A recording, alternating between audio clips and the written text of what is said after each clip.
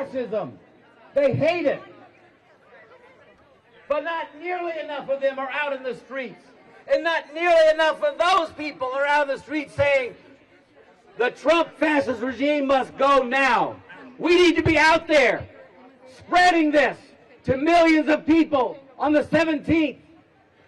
And from that, going forward to the 14th, to the No King's Day in June, and in between, to build up the forces of people, to bring this message to everyone that we can, to reach the millions who need to be out there moving toward day after day, and now, protesting in the streets, saying Trump must go now, building that force of millions and tens of millions of people. And if you liked and you were moved by what Andy had to say, go on your phone right now. Go on your phone to refusefascism.org. Sign up, volunteer, get the emails, donate for the millions of dollars that are needed to organize this movement across the country. Go ahead. And now we would like to introduce our next speaker, Daniel Baker, who is an immigration lawyer from Maryland. Thank you. Hello, everyone. In a time like this, with our country under attack by authoritarian thugs, our Constitution being shredded by Trump after he promised to support and defend it, it's hard for me to know what to say that will make any difference. So it's lucky for me that somebody else already said it at another time when it looked like America's freedom might die. And what he said was, these are the times that try men's souls. The summer soldier and the sunshine patriot will, in this crisis, shrink from the service of his country. But he that stands it now deserves the love and thanks of man and woman. Tyranny, like hell, is not easily conquered, but we have this consolation with us, that the harder the conflict, the more glorious the triumph.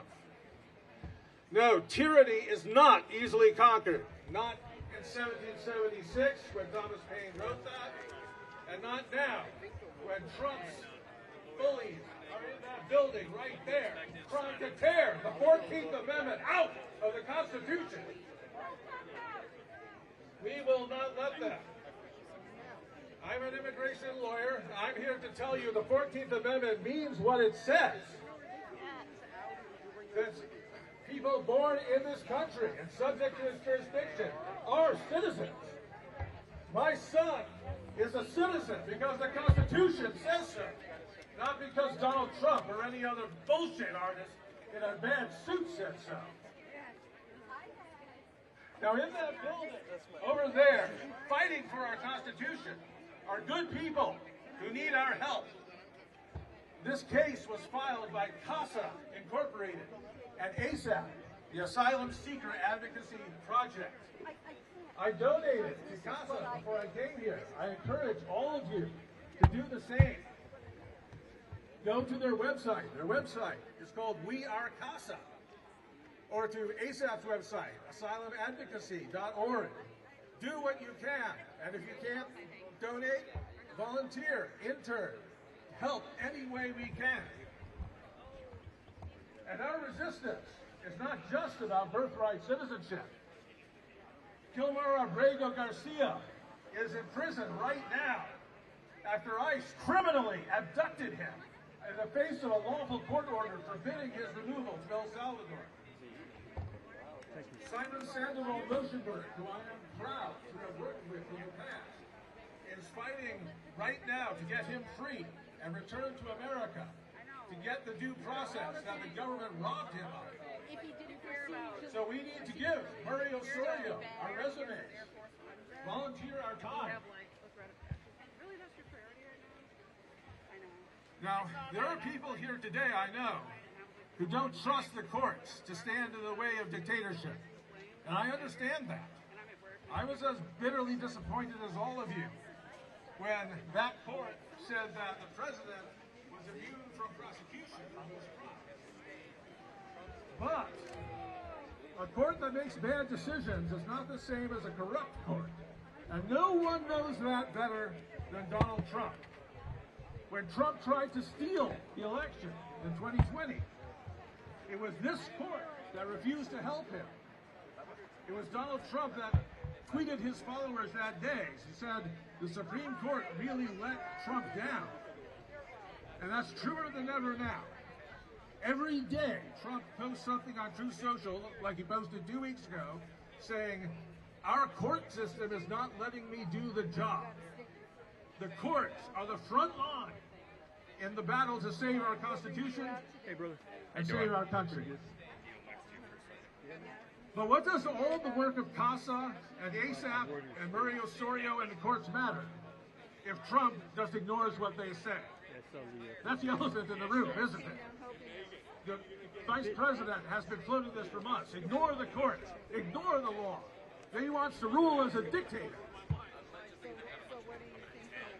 And if they try to do that, we don't know that the federal government executive branch will stand by the Constitution instead of following Trump's thoughts. Most of the federal workers are too scared of losing their jobs. Everyone's scared of being Elon Musk's next victim. So that's why I'm saying, right here, right now, we have to show the courts that we have their back. The courts don't have an army, the courts don't have a treasury, but we can show Trump's thugs that the courts have the American people on their side. Now somebody, anybody, even the president, ignores the federal court's orders. Like share an email or something. Put a calendar invite going. Which lets them put someone in jail until they obey that order. Yeah. A court contempt order is usually enforced by the U.S. Marshal Service. But the U.S. Marshals work for Trump. And Trump could try to stop them from enforcing the court's orders. But Rutgers University law professor David Null has written a very interesting article in which he says that the courts don't have to use the marshals. The courts can appoint anyone they choose to enforce a contempt order. So I encourage all of us, and especially any of us who have law enforcement experience, to write your local U.S. District Court and volunteer to be appointed to enforce a contempt order. Because if we stand together behind our courts, then I don't believe that Donald Trump, I don't believe that Cadet Bonespurs has the guts to face us down if we show we are ready to risk our lives to defend our country and defend our country. Estamos en la lucha. ¿Cómo está? ¿Cómo está? ¡Ey! ¡Don! ¡Escucha! ¡Estamos en la lucha! ¡Ey! ¡Escucha! ¡Estamos en la lucha! ¡Ey! ¡Don! ¡Escucha! ¡Estamos en la lucha!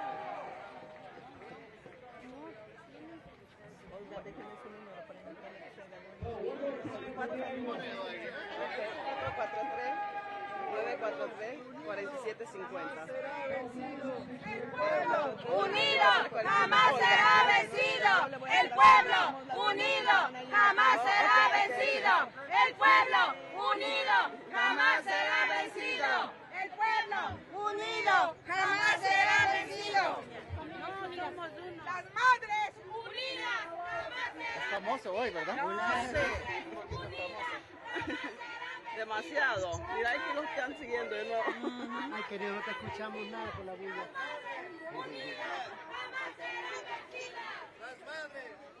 No, está atrás. Está atrás. Las madres unidas. Ay, donde traen las bolsas tú, en la cajuela, pues.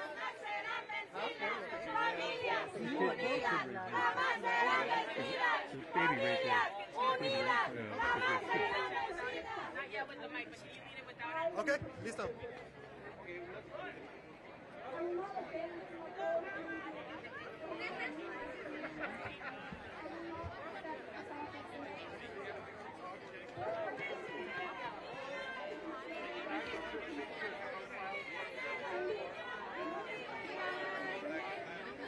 Josie.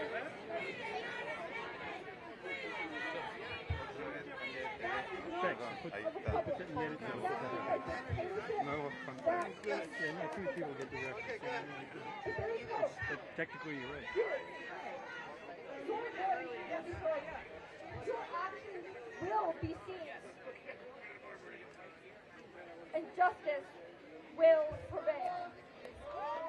But do not allow hope to make you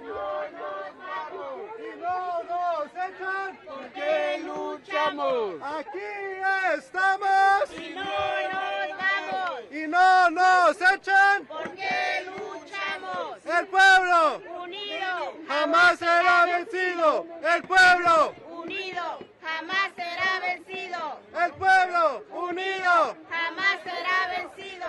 The people united will never be defeated. The people united will never be defeated. You'll find me. I gotta jump, I'm sure. United will never be defeated. Sí se puede. Sí se puede. Sí se puede. ¡Sí se puede! ¡Sí se puede! ¡Sí se puede! ¡Sí se puede! ¡Sí se puede! ¡Sí se puede! ¡Sí se puede! ¡Sí se puede! ¡Sí se puede! ¿Quiénes somos? Las doñas. ¿Quiénes somos? Lucha. Poder chingona.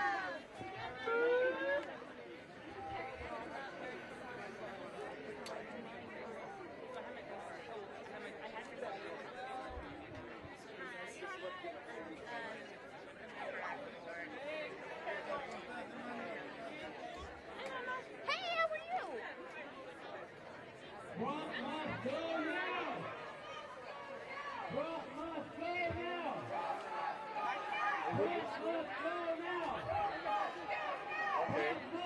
Banner wars. Sí se puede. Sí se puede. Puede poner acá algo.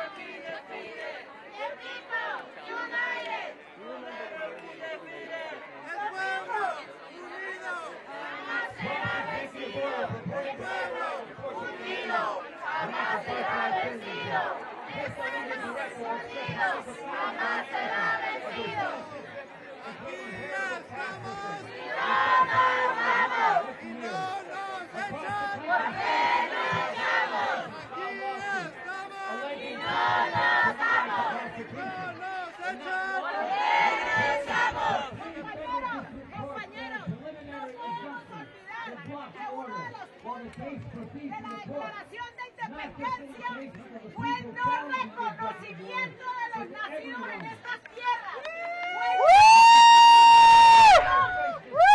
De los migrantes. Son 25 motivos y entre ellos está el no reconocer los nacidos en estas tierras. Ese es uno de los motivos de la Declaración de Independencia de este país. ¿Cómo se pueden olvidar? Si tenemos unos dirigentes que no leen la Constitución, estamos perdidos. No tendríamos por qué estar aquí. Si fue uno de los puntos aprobados que le dio fortaleza a esta nación. ¡Sí se puede!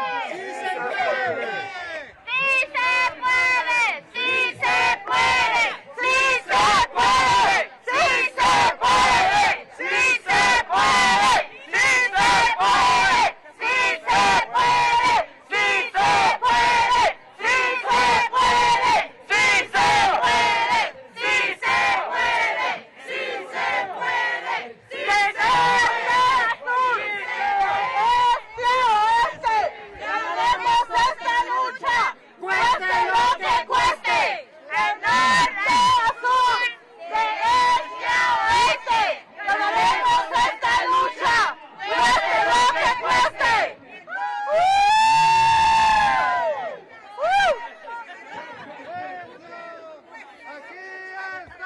¡Y no nos vamos! ¡Y no nos echan! ¡Porque luchamos!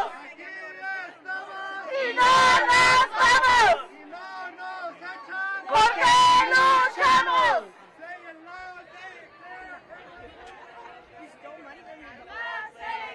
Immigrants are welcome here! Say it loud, say it clear! Immigrants are welcome here! Say it loud, say it clear! Immigrants are welcome here! I'm bilingual. It just caught me off guard. I had to like translate it. You know how it is. Yeah, I got But I slayed it. no that matters. Yo voy a estar atrás un poquito mandarle algo a la señora.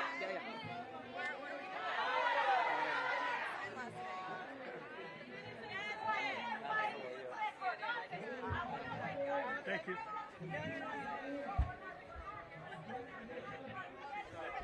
Someone put a PG. Is this like a deja vu? Why do I only see you in the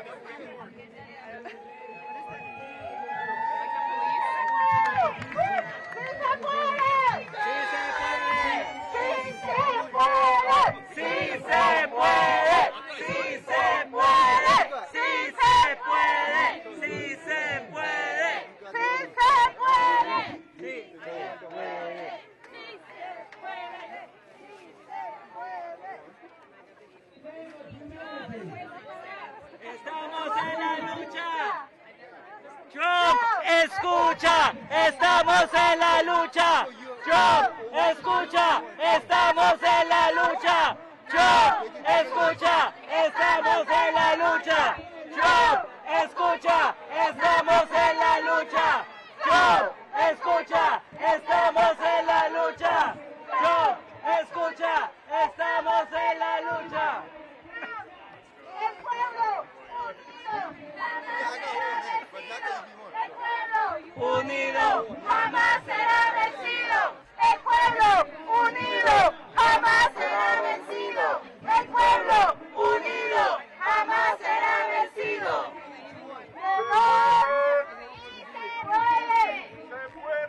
¡Sí se puede! When I say up with liberation, up with liberation, Down with deportation! up with liberation, Down with deportation! up with liberation,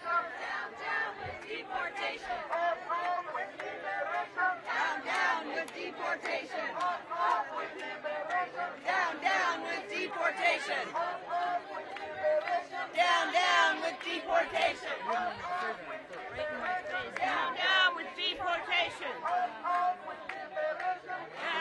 with deportation! Down with deportation! Down with deportation! Up with liberation! Down with deportation! Down with deportation!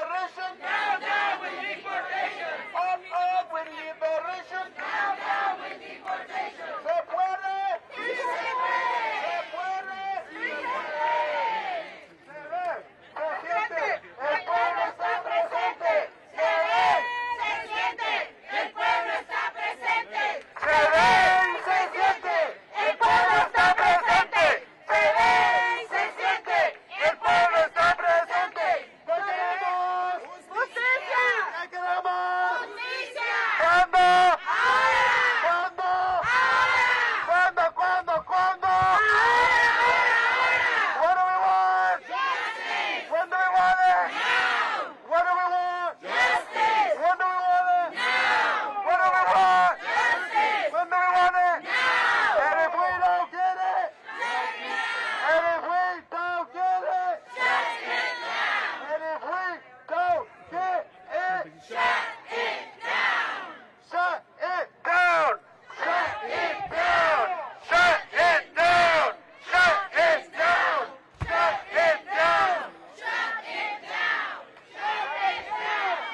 Aquí estamos y no nos vamos. Y no nos echan. Porque luchamos. Aquí estamos y no nos vamos. Y no nos echan. Porque luchamos. Aquí estamos y no nos vamos. Y no nos echan. Porque luchamos. Say it loud, say it clear.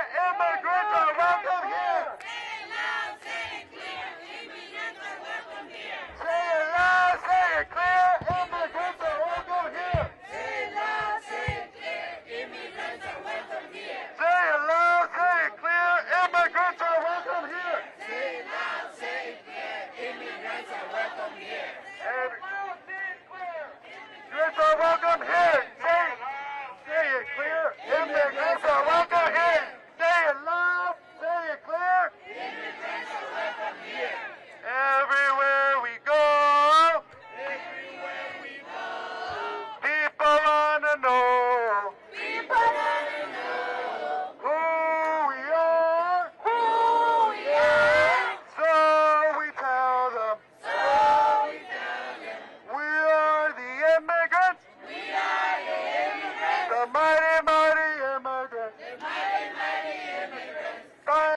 Incorporated and the consolidated cases. General Sauer. Mr. Chief Justice, and may it please the court. On January 20th, 2025, President Trump issued Executive Order 14160, protecting the meaning and value of American citizenship. This order reflects the original meaning of the 14th Amendment, which guaranteed citizenship to the children of former slaves, not to illegal aliens or temporary visitors. Multiple district courts promptly issued nationwide or universal injunctions blocking this order, and a cascade of such universal injunctions followed. Since January 20th, district courts have now issued 40 universal injunctions against the federal government, including 35 from the same 5 judicial districts. This is a bipartisan problem that has now spanned the last 5 presidential administrations. Universal injunctions exceed the judicial power granted in Article 3, which exists only to address the injury to the complaining party. They transgress the traditional bounds of equitable authority, and they create a host of practical problems. Such injunctions prevent the percolation of novel and difficult legal questions. They encourage rampant forum shopping.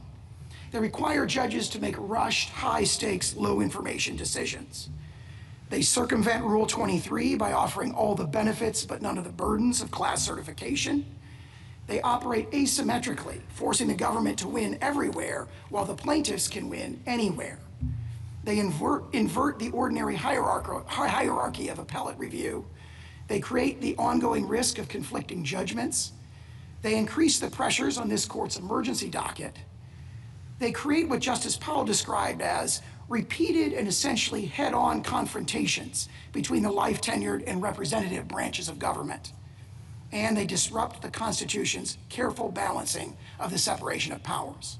I welcome the court's questions. General Sauer, these universal injunctions, as you say, have proliferated over the last 3 decades or so.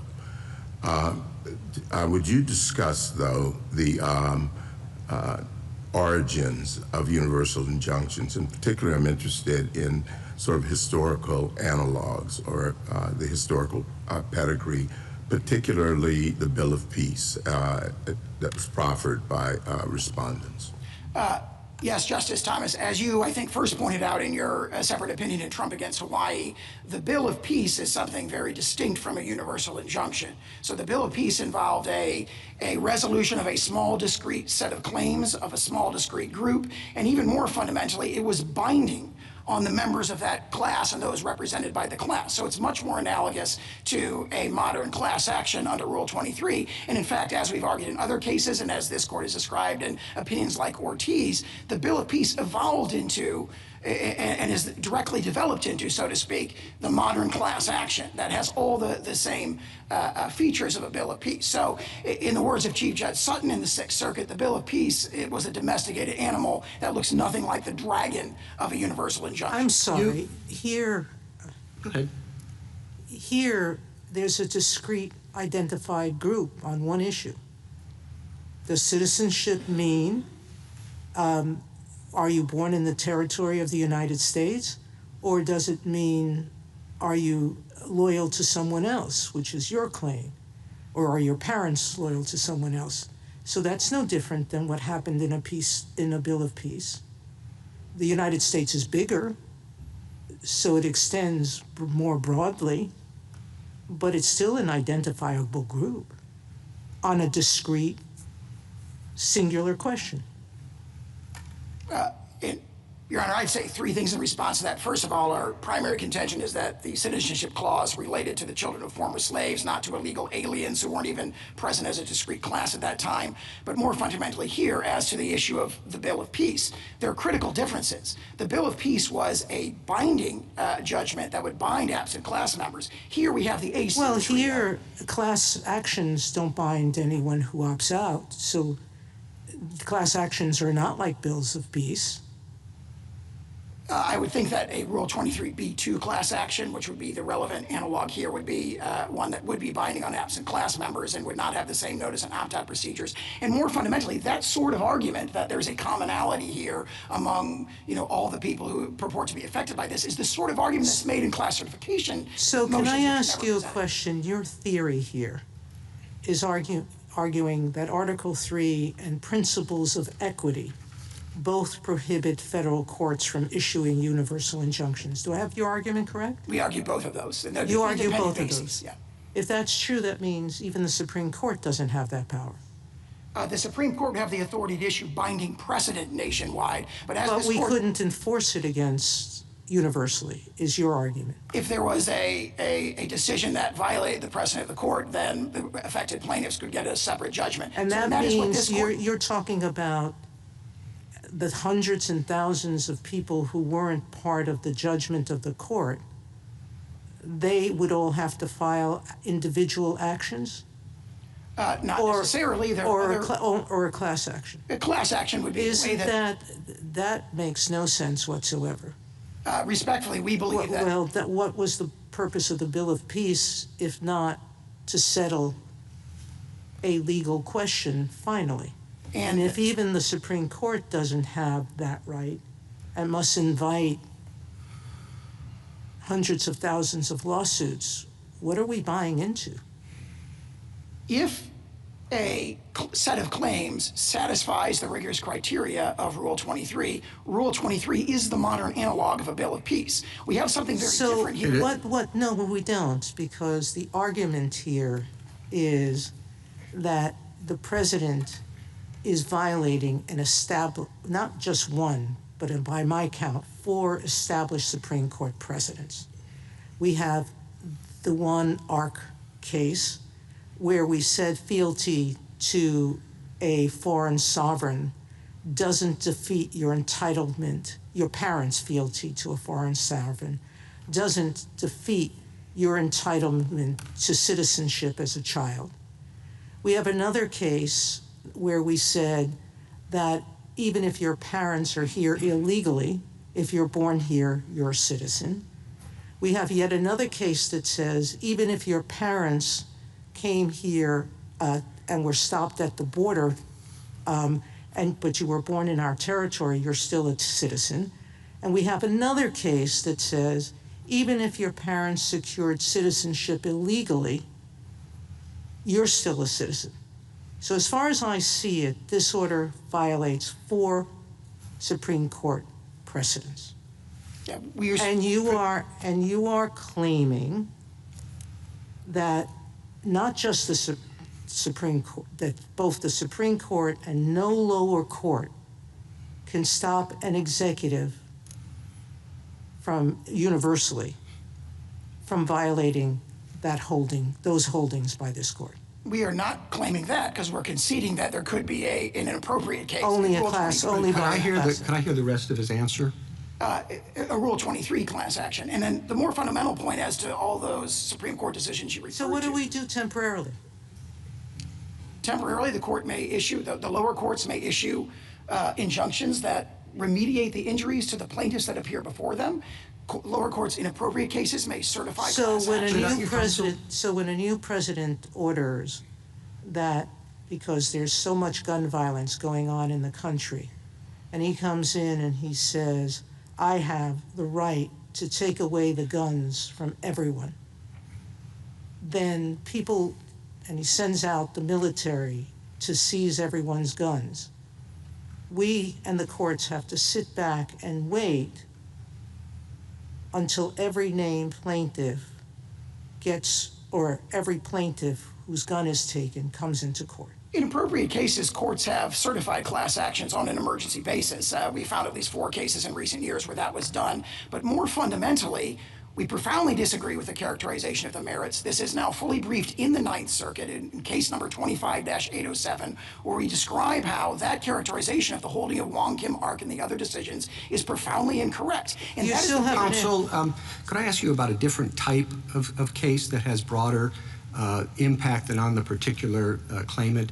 Like a claimant who's alleging that the districting in a particular case has resulted in racial discrimination against him or her based on how the district is drawn. Now, a judicial decision about that one plaintiff would implicate the redistricting throughout the whole case, throughout the whole state. How does your theory address that situation? That would be what you might call an indivisible remedy, where what the court is doing there by, for example, redrawing the district lines is, as this court said in Gill against Whitford, the only way to remediate the injury of voting in an unconstitutionally drawn district. That is similar to abatement of a public nuisance or, for example, in the school desegregation cases, where remediating the injury to the plaintiff before the court necessarily has collateral consequences to many others. And certain environmental cases might have a similar thing. For example, you stop the local plant from pouring, water pollution into the water. That benefits the plaintiff. It happens to benefit a bunch of other people. Now, that's very different than what we have in these universal injunctions, where it is a divisible remedy. I mean, I point to the holding of the District of Massachusetts in this case, looking at the individual plaintiffs. That court said, well, obviously, I don't have to give a universal injunction to protect individuals other than the individual plaintiffs. They are given complete relief by an injunction that tells federal officials only to treat their children as citizens. Why, I guess the question is, why does the law require that? I mean, I appreciate that a court could, in a divisible remedy kind of case, narrow in to the plaintiff, but you seem to be suggesting that Article 3 or Rule 23 or something requires that, and I guess I don't really understand it. If I may offer 2 responses to that. In the Article 3 context, that is the principle announced in Worth against Selden, announced in Gill against Whitford, and Lewis against Casey, where this court has said again and again, what we do in the Article 3 context is grant remedy that is tailored to, grant remedies that are tailored to remove the injury to the complaining plaintiff. Sometimes they have even very broad collateral consequences, but in the Article 3 context, what the court has not done, and every time it's focused on this in National Treasuries Union, Employees Union, in the But I guess I don't see why then the divisible remedies or indivisible remedies is an argument. I mean, if Article 3 is suggesting that the court has to focus in on the plaintiff only, then it would seem to me that that would be the power requirement across the board. I thought Article 3 was really about limiting the court's power with respect to jurisdiction, that we say the court has to determine whether or not there's subject matter jurisdiction over the issue and whether or not there's personal jurisdiction over the defendant. And once you have those things, the court can evaluate the merits of the legal issue and issue, especially in equity, appropriate relief. Now, I appreciate that there are some prudential concerns that the court considers, but it seems to me that in many, many, many circumstances, we have not required the court to limit their relief to the particular plaintiff as a matter of constitutional Article III requirement.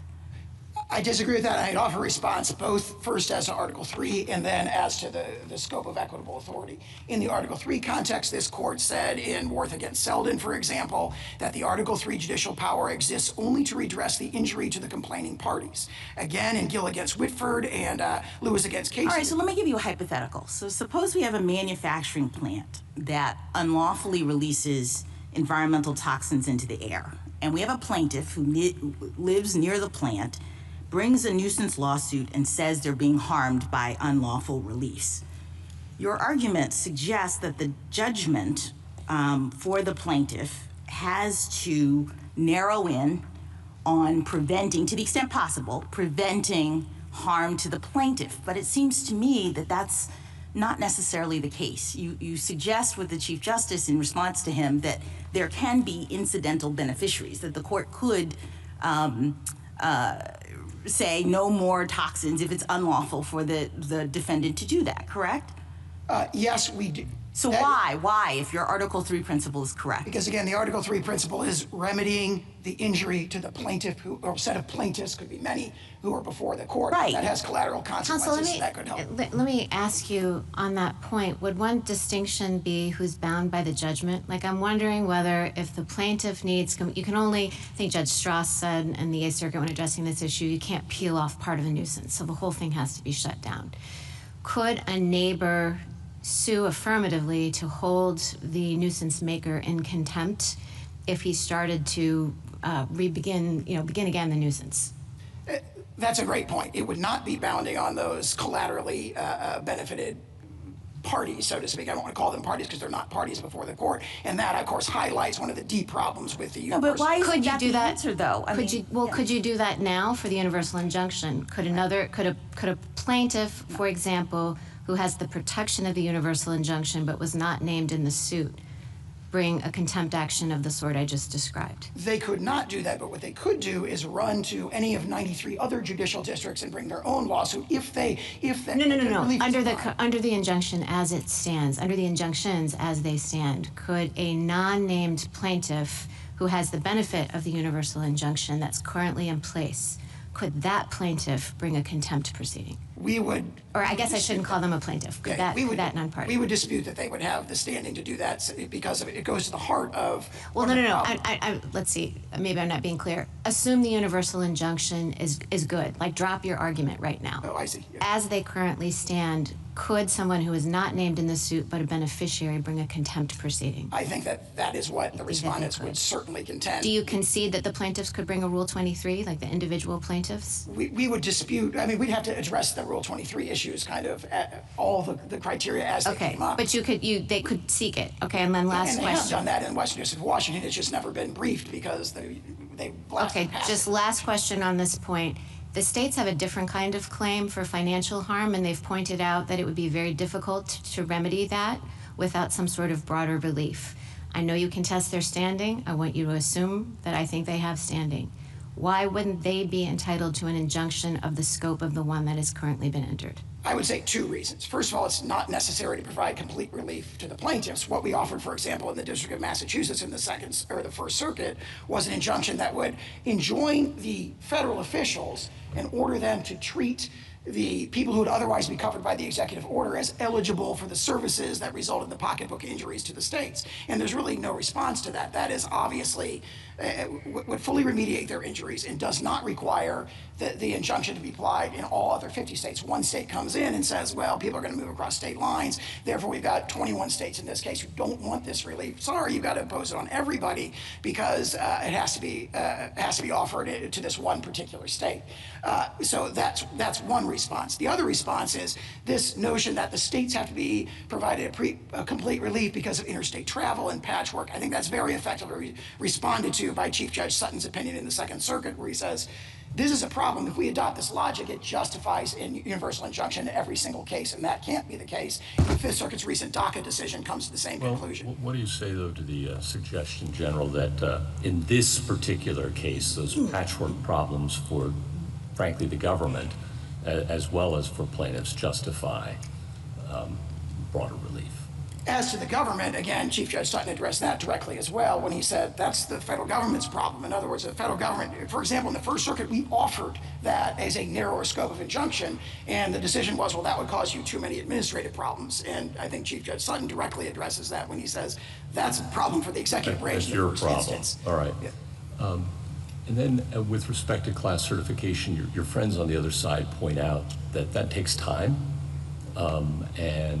There are, as you've emphasized, hurdles that have to be met to achieve class certification. And the argument, of course, is that the injury is immediate and ongoing, and as Justice Sotomayor suggested, might be seriously questioned as to its compliance with this court's precedents. Your thoughts? I would offer a couple of things in response to that. First of all, there are tools for the courts have tools to achieve sort of class-wide universal relief. I referred earlier that we found 4 recent district court decisions where class-wide relief was given a kind of an emergency basis. However, more fundamentally than that. And you agree that that's appropriate in certain cases? It may be appropriate. We do not concede that it's appropriate in this case, but it may be appropriate in other cases. Certainly it's an equitable tool that is consistent with, for example, the grant of equitable authority in the 1789 Judiciary Act as this court interpreted in the Grupo Mexicano decision, and honestly a line of decisions going all the way back to the early 19th century. So there are tools to address emergency situations, but more fundamentally than that, it is a feature, not a bug, of Article 3 that courts grant relief to the people who sue in front of them. So the notion that relief has to be given to the whole world because others who have not taken the time to sue are not before the courts is something that results in all of these problems. Last question. Do we need to reach the Article 3 question? I mean, wouldn't it be wise, even if you were to prevail, for the court to reserve that question rather than decide that Congress, for example, could never endow this court with that authority? That's exactly correct. The court does not have to rest on Article 3 because the court could say, and as we've argued, and as Justice Thomas' separate opinion in Trump against Hawaii says, the 1789 Judiciary Act, when it said suits in equity or what the federal courts can do, we had nothing like this in mind. And then I point to the language in Grupo Mexicano where the court said there what was at issue was a preliminary injunction that froze and likely insolvent debtors' assets so that the plaintiff could collect at the end of the case. And the court said that's a nuclear weapon in the law, and that had no analog in 1789 in the practices of the Court of Chancery. And if that's a nuclear weapon, I don't know what this is, where repeatedly, 40 times in this administration, we're being enjoined against the entire world. I'm just going to ask you to put yourself in a different frame of mind. Hard to do. Assume something you won't want to assume. But the assumption that I want you to make is that on the merits, which of course you did not take to this court, on the merits you are wrong, that the EO is unlawful. And I want to ask you, if we assume that, how do we get to that result on your view of the rules? It is very difficult for me to attempt the hypothetical, but I will. You know, I think that that's the important question in this case. Let's just assume you're dead wrong. How do we get to that result? Does every single person that is affected by this EO have to bring their own suit? Are there alternatives? How long does it take? How do we get to the result that there is a single rule of citizenship that is the rule that we've historically applied rather than the rule that the EO would have us do? Rule 23 would be one natural path, assuming that a class could be certified, which we might dispute in this particular case. Well, you might dispute it, and you know, I mean, I think the question is there a class that's just all children of people who have entered illegally? You know, is that an appropriate class? Can the same thing be done under Rule 23? Or are you going to tell me that no, Rule 23 has lots of requirements, and you'll never be able to certify a class like that. Rule 23 provides the equitable tools subject to rigorous criteria, appropriately rigorous criteria, to obtain that kind of class-wide and That suggests to me you're going to be standing up here in the next case saying that Rule 23 is inapt for this circumstance, with this number of people, maybe with some questions that are individual, who knows. So let's put Rule 23 aside, because I got to tell you, that does not fill me with great confidence.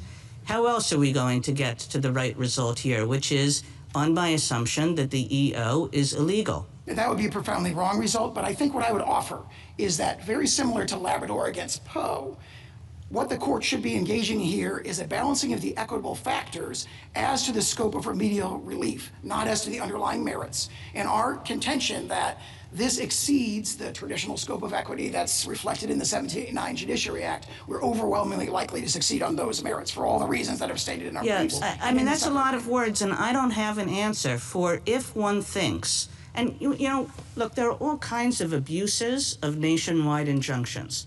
But I think that the question that this case presents is that if one thinks that it's quite clear that the EO is illegal, how does one get to that result, in what time frame, on your set of rules, without the possibility of a nationwide injunction? On this case and on many similar cases, the appropriate way to do it is for there to be multiple lower courts considering it, the appropriate percolation that flows to the lower courts, and then ultimately this court decides the merits in a nationwide binding precedent. You have a complete inversion of that through the nationwide injunctions where the district. So, General Sauer, are you really going to answer Justice Kagan by saying there's no way to do this expeditiously? Well, I'll refer to my former answers. Rule 23 provides the tools to do so, multiple injunctions. But you resisted Justice Kagan when she said, could the individual plaintiffs form a class?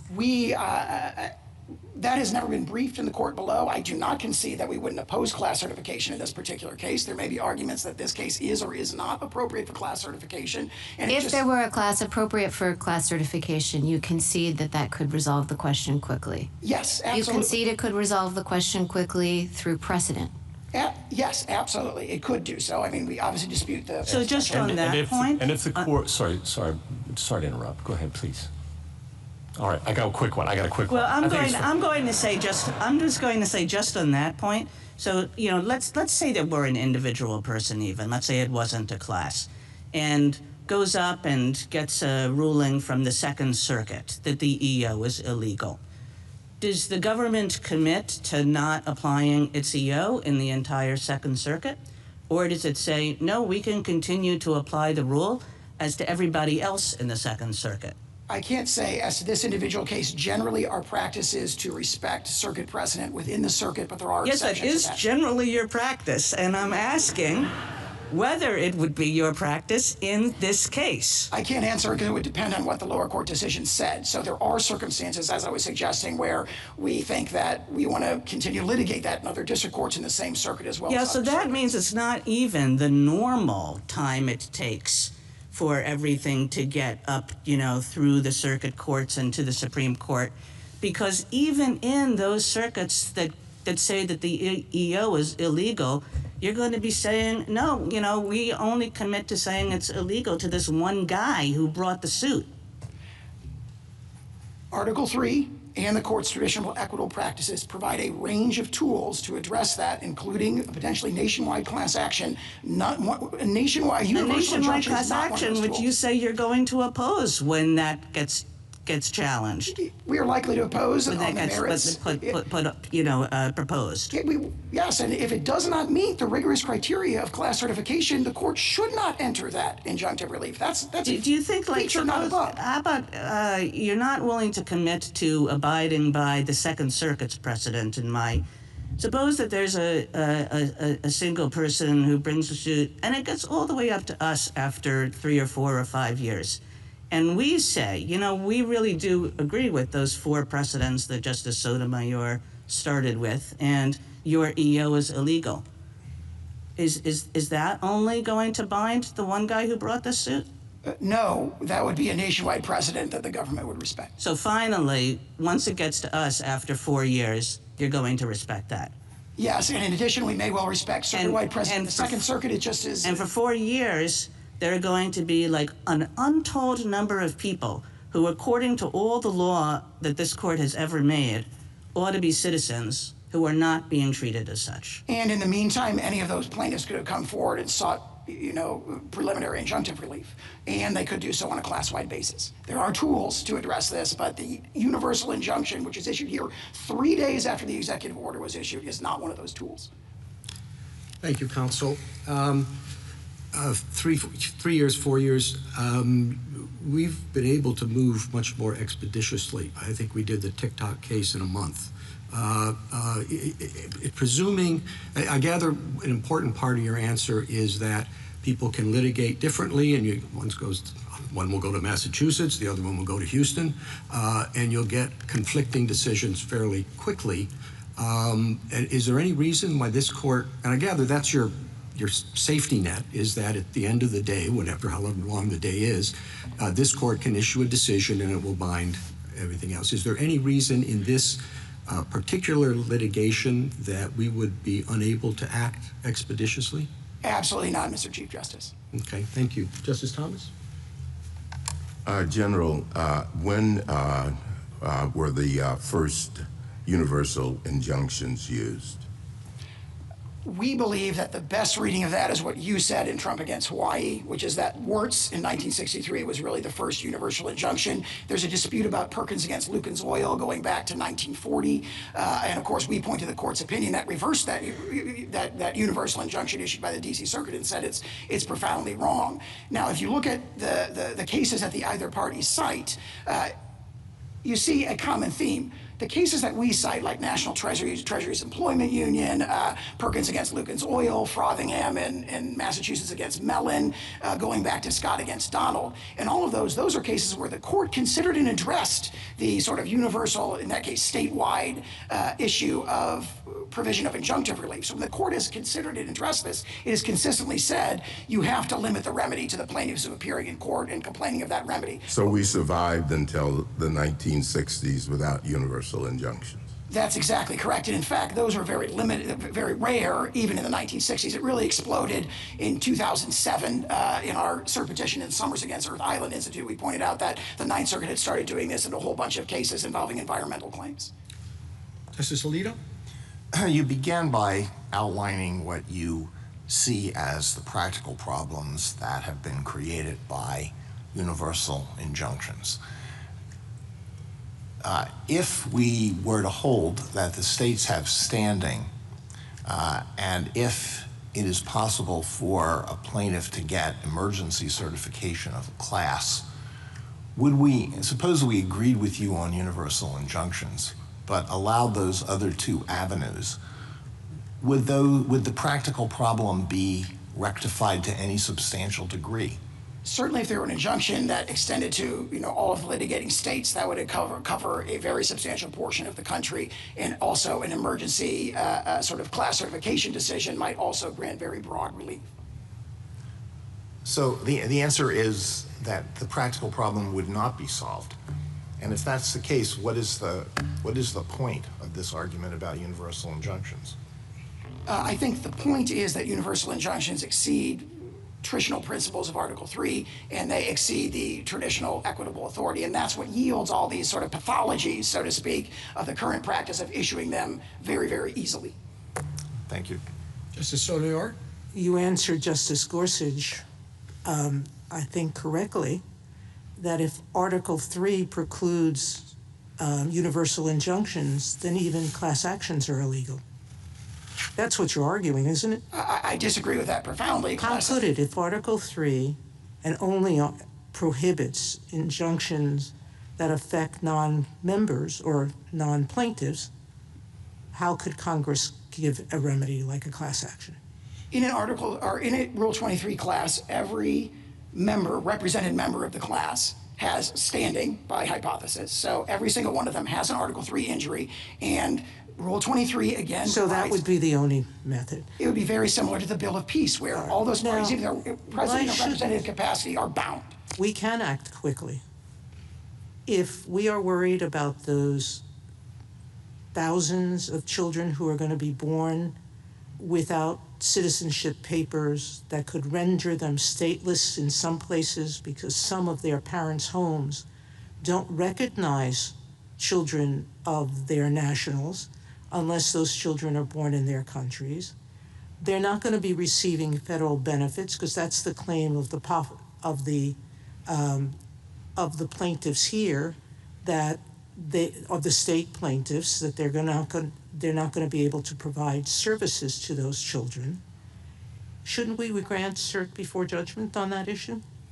If we're afraid that this is, or even have a thought that this is unlawful executive action, that it is Congress who decides citizenship, not the executive, if we believe, some of us were to believe that, why should we permit those countless others to be subject to what we think is an unlawful executive action? As unlawful as an executive taking the guns away from every citizen.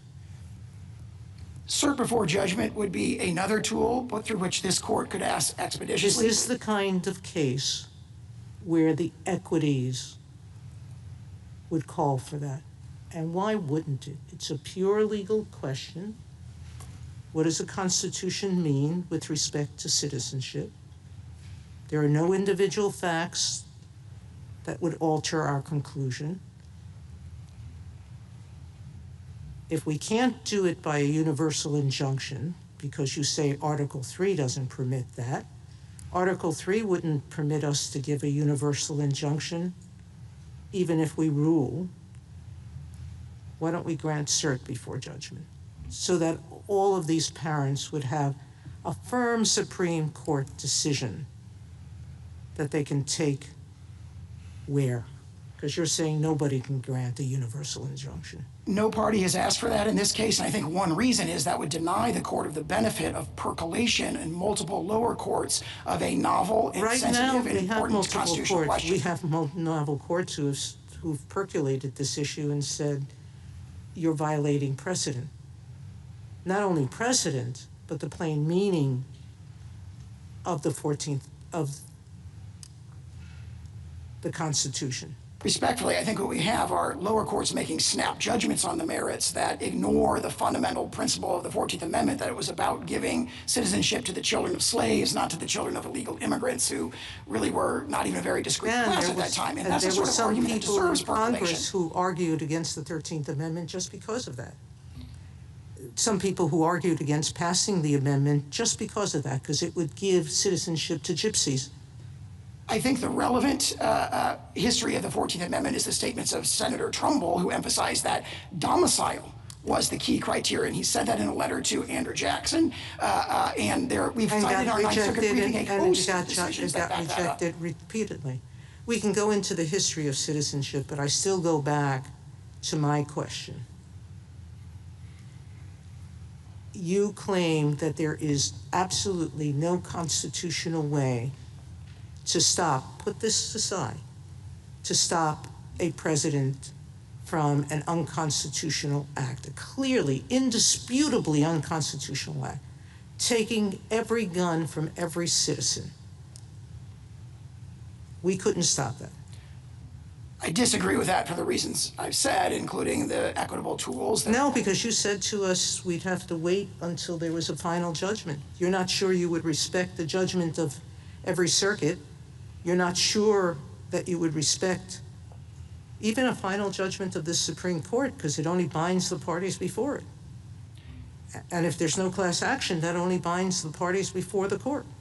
I don't think there's a, so to speak, really unconstitutional exception to the strictures of Article 3 or the scope of equitable authority, and the court should not recognize one, because what we see, not just in this case, but in the 39 others, is that the district courts who are issuing these injunctions all passionately disagree with the thing that's being challenged in that. So that principle that, well, this we think is really unconstitutional, therefore we should ignore the general principles of Article 3, is not a principle the court ought to adopt. Justice Kagan? So, General, on this question of expedition, I mean, it sort of depends on the government's own actions in a case like this one, where one can expect that there is not going to be a great deal of disagreement among the lower courts, I mean, let's assume that you lose in the lower courts pretty uniformly, as you have been losing on this issue, and that you never take this question to us. I mean, I noticed that you didn't take the substantive question to us. You only took the nationwide injunction question to us. I mean, why would you take the substantive question to us? You're losing a bunch of cases, this guy over here, this woman over here, you know, they'll have to be treated as citizens, but nobody else will. Why would you ever take this case to us? Well, in this particular case, we have deliberately not presented the merits to this court on the question of the scope of remedies, because of course that makes it a clean vehicle where the court doesn't have to look at the past. You're ignoring the import of my question. I'm suggesting that in a case in which the government is losing constantly, there's nobody else who's going to appeal, they're winning, it's up to you to decide whether to take this case to us. If I were in your shoes, there is no way I'd approach the Supreme Court with this case. So you just keep on losing in the lower courts, and what's supposed to happen to prevent that? Again, I respectfully disagree with that forecast of the merits, but in response to the question, what I would say is we have an adversarial system, and if the government is not, for example, not respecting circuit precedent on the court's hypothetical in the Second Circuit, someone injured in the Second Circuit could take the case up, and they could say, look, the government is violating circuit precedent on the hypothetical multiple circuits. That's the case we're going to take? Somebody who says, you know, after we've said that this all has to be done one by one by one, then we're going to take a case from somebody who objects to proceeding one by one by one? I'm not sure I understand the question. I understood the hypothetical. If you win this challenge and say there is no nationwide injunction and it all has to be through individual cases, then I can't see how an individual who is not, you know, being treated equivalently to the individual who brought the case would have any ability to bring the substantive question to us. They would bring a lawsuit in the federal district courts against the government for an injunction protecting them. And if the government wasn't respecting, you know, on the hypothetical circuit and then they win.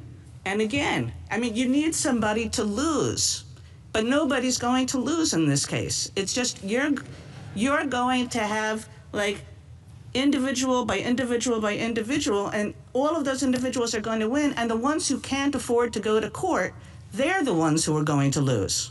The tools that are provided to address hypotheticals like this, again, This is not a hypothetical. This is happening out there, right? Every court has ruled against you. We've only had snap judgments on the merits. You know, obviously, we're fully briefing the merits in the courts of appeals, and our arguments are compelling.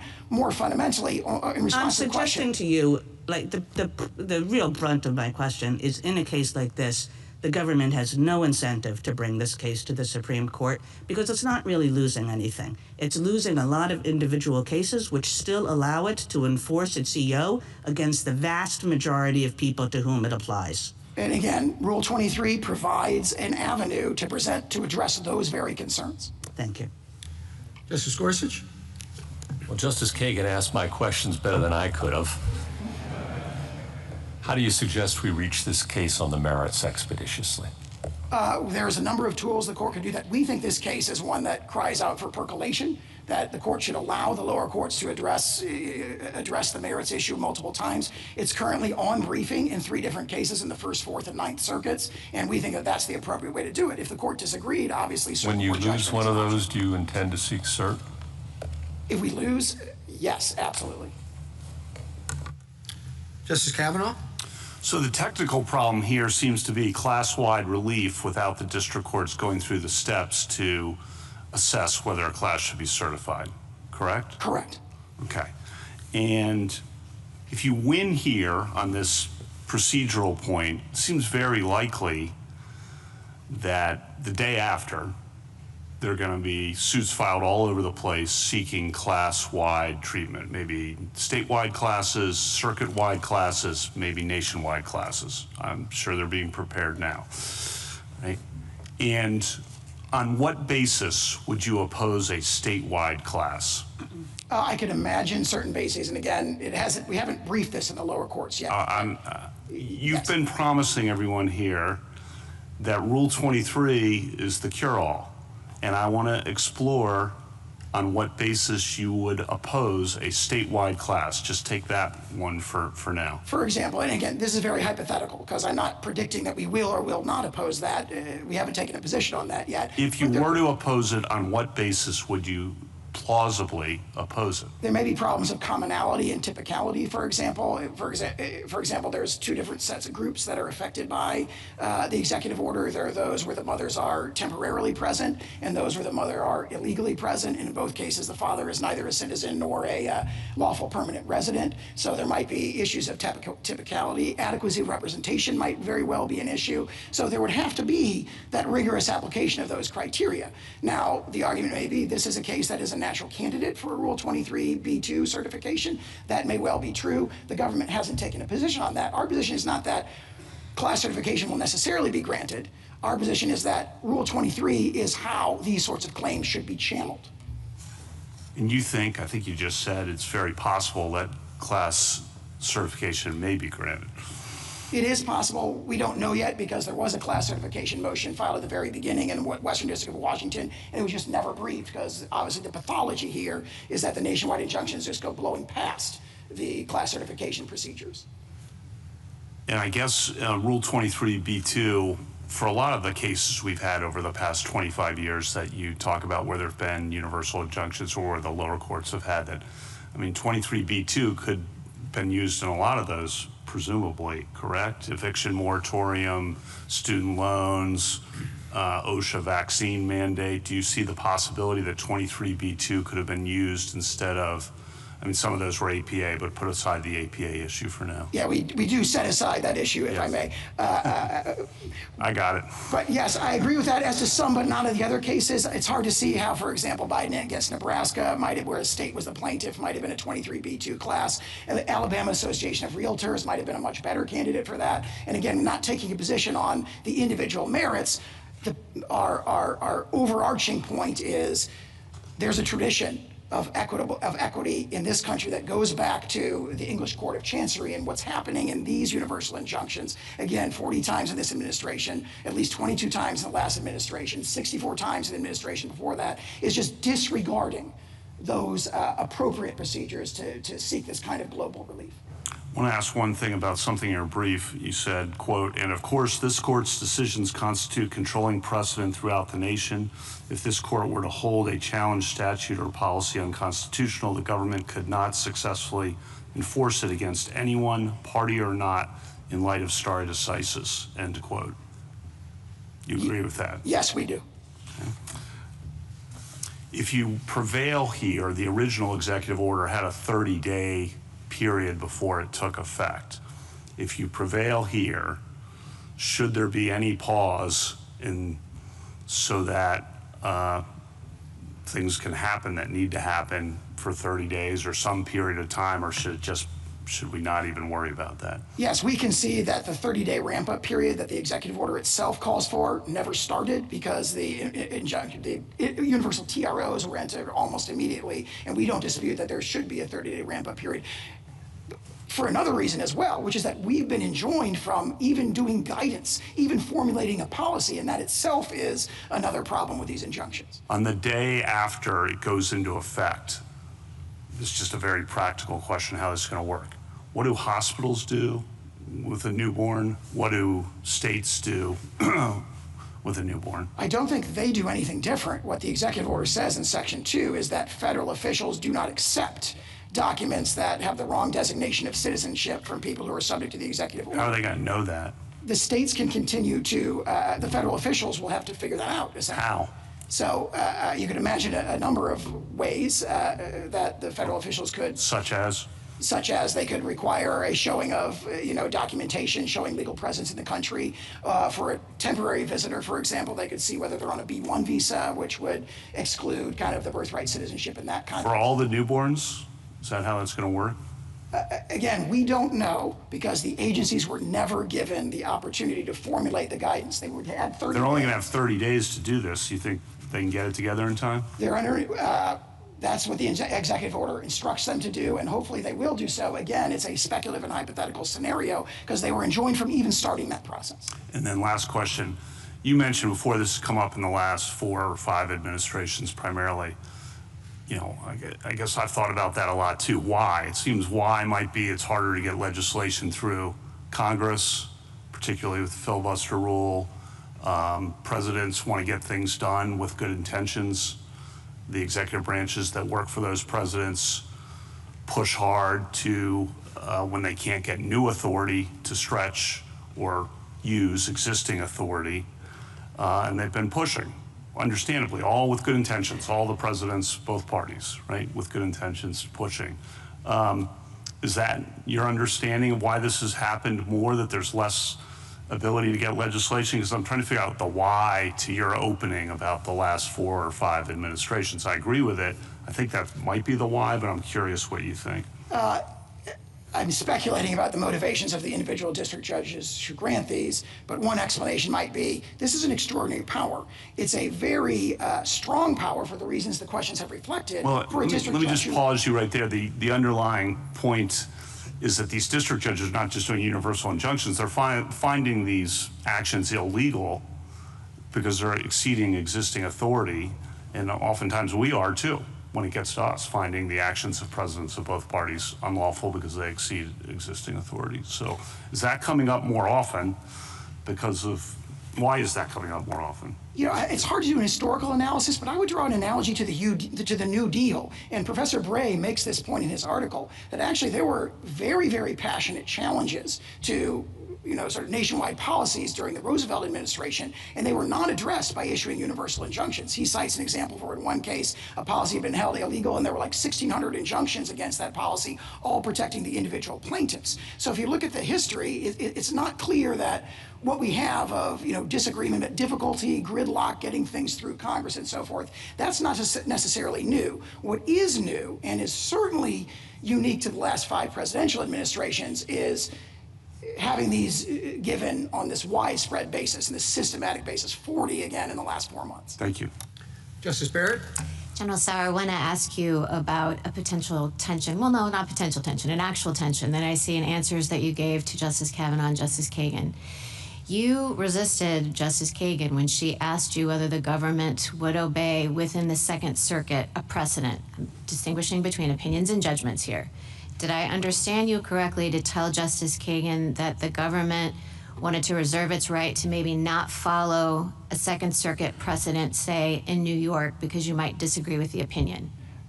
Our general practice is to respect those precedents, but there are circumstances when it is not a categorical practice, and that is not this administration's practice or the longstanding practice of the federal government. And I'm not talking about in the Fourth Circuit, are you going to respect a Second Circuit? I'm talking about within the Second Circuit. And can you say, is that this administration's practice or a longstanding one? As I understand it, longstanding Really? policy of the Department of Justice. Yes, that we generally, as it was phrased to me, generally respect circuit precedent, but not necessarily in every case. And some examples might be a situation where we're litigating to try and get that circuit precedent overruled and so forth.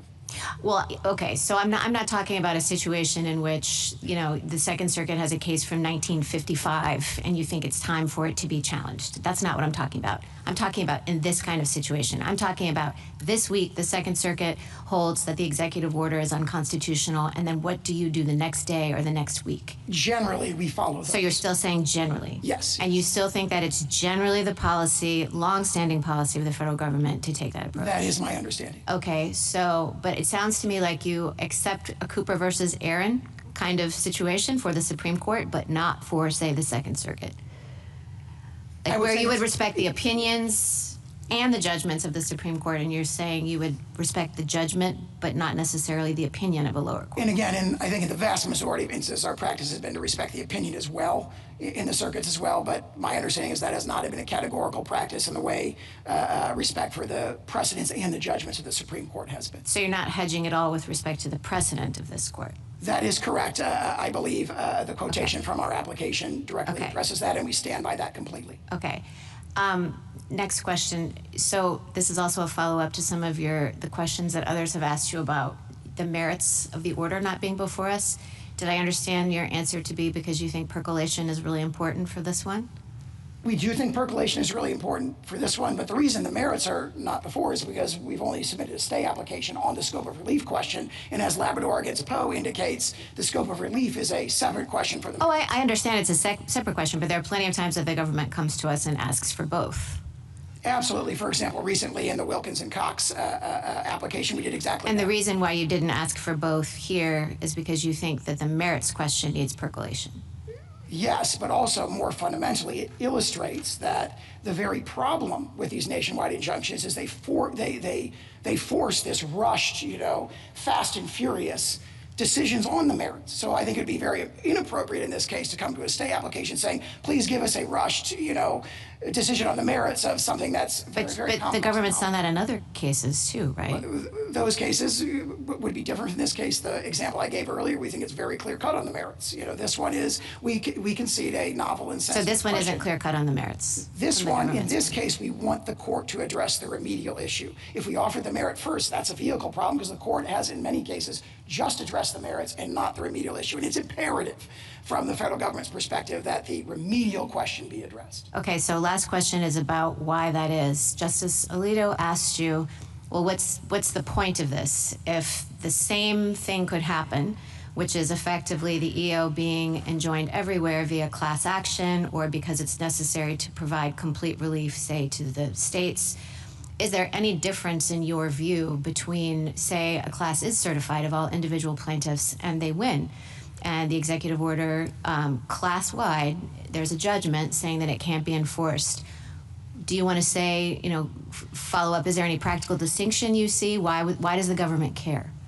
Is it just the rigors of the certification process, or is it something more? The rigors of the certification process. Keep in mind that in many of these cases, we successfully oppose class action.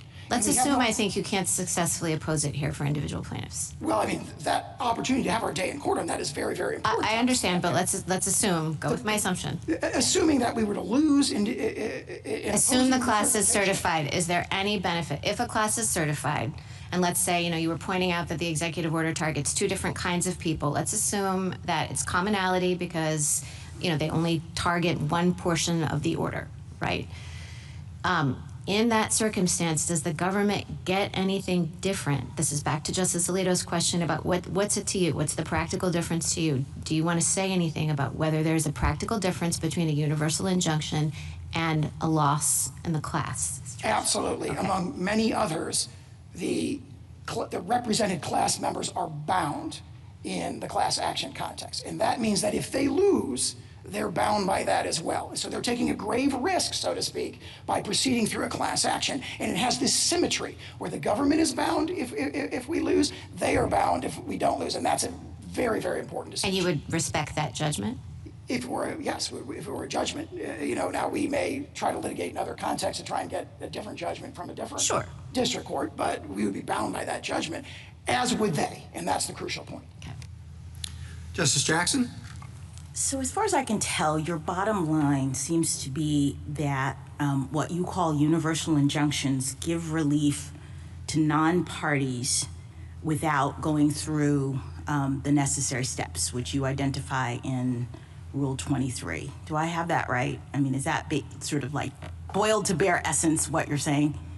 I would say there's a lot more to it, but that's one very important point. That's a key point that I want to focus in on for a moment. I guess I don't understand why you are saying that these kinds of injunctions are giving relief to non-parties. First of all, I think they can be also easily characterized as focusing only on the defendant pursuant to the court's jurisdiction, personal jurisdiction over this person relative to the subject matter jurisdiction that the court has, and the relief is telling the defendant, stop doing this thing that the court has found to be unlawful. So rather than characterizing it as a quote-unquote universal injunction, I think one could easily see that this is just about the extent to which the court can constrain a defendant over whom it has personal jurisdiction. Can it do so completely or just partially with respect to, just say stop with respect to this plaintiff? Am I mischaracterizing? I don't understand where this idea of universal injunctions comes from in this context. I think the relevant distinction is an order. That order is, in this case, the government defendant to cease allegedly unlawful activity as to the parties who have come into court and sued, and one that says to the government defendant, cease the allegedly lawful activity against everyone in the entire world. No, just cease it. Just stop. This thing, this executive order, I mean, we do this in the APA context all the time, right? The statute says you hold that you set aside the conduct, right? That it's unlawful.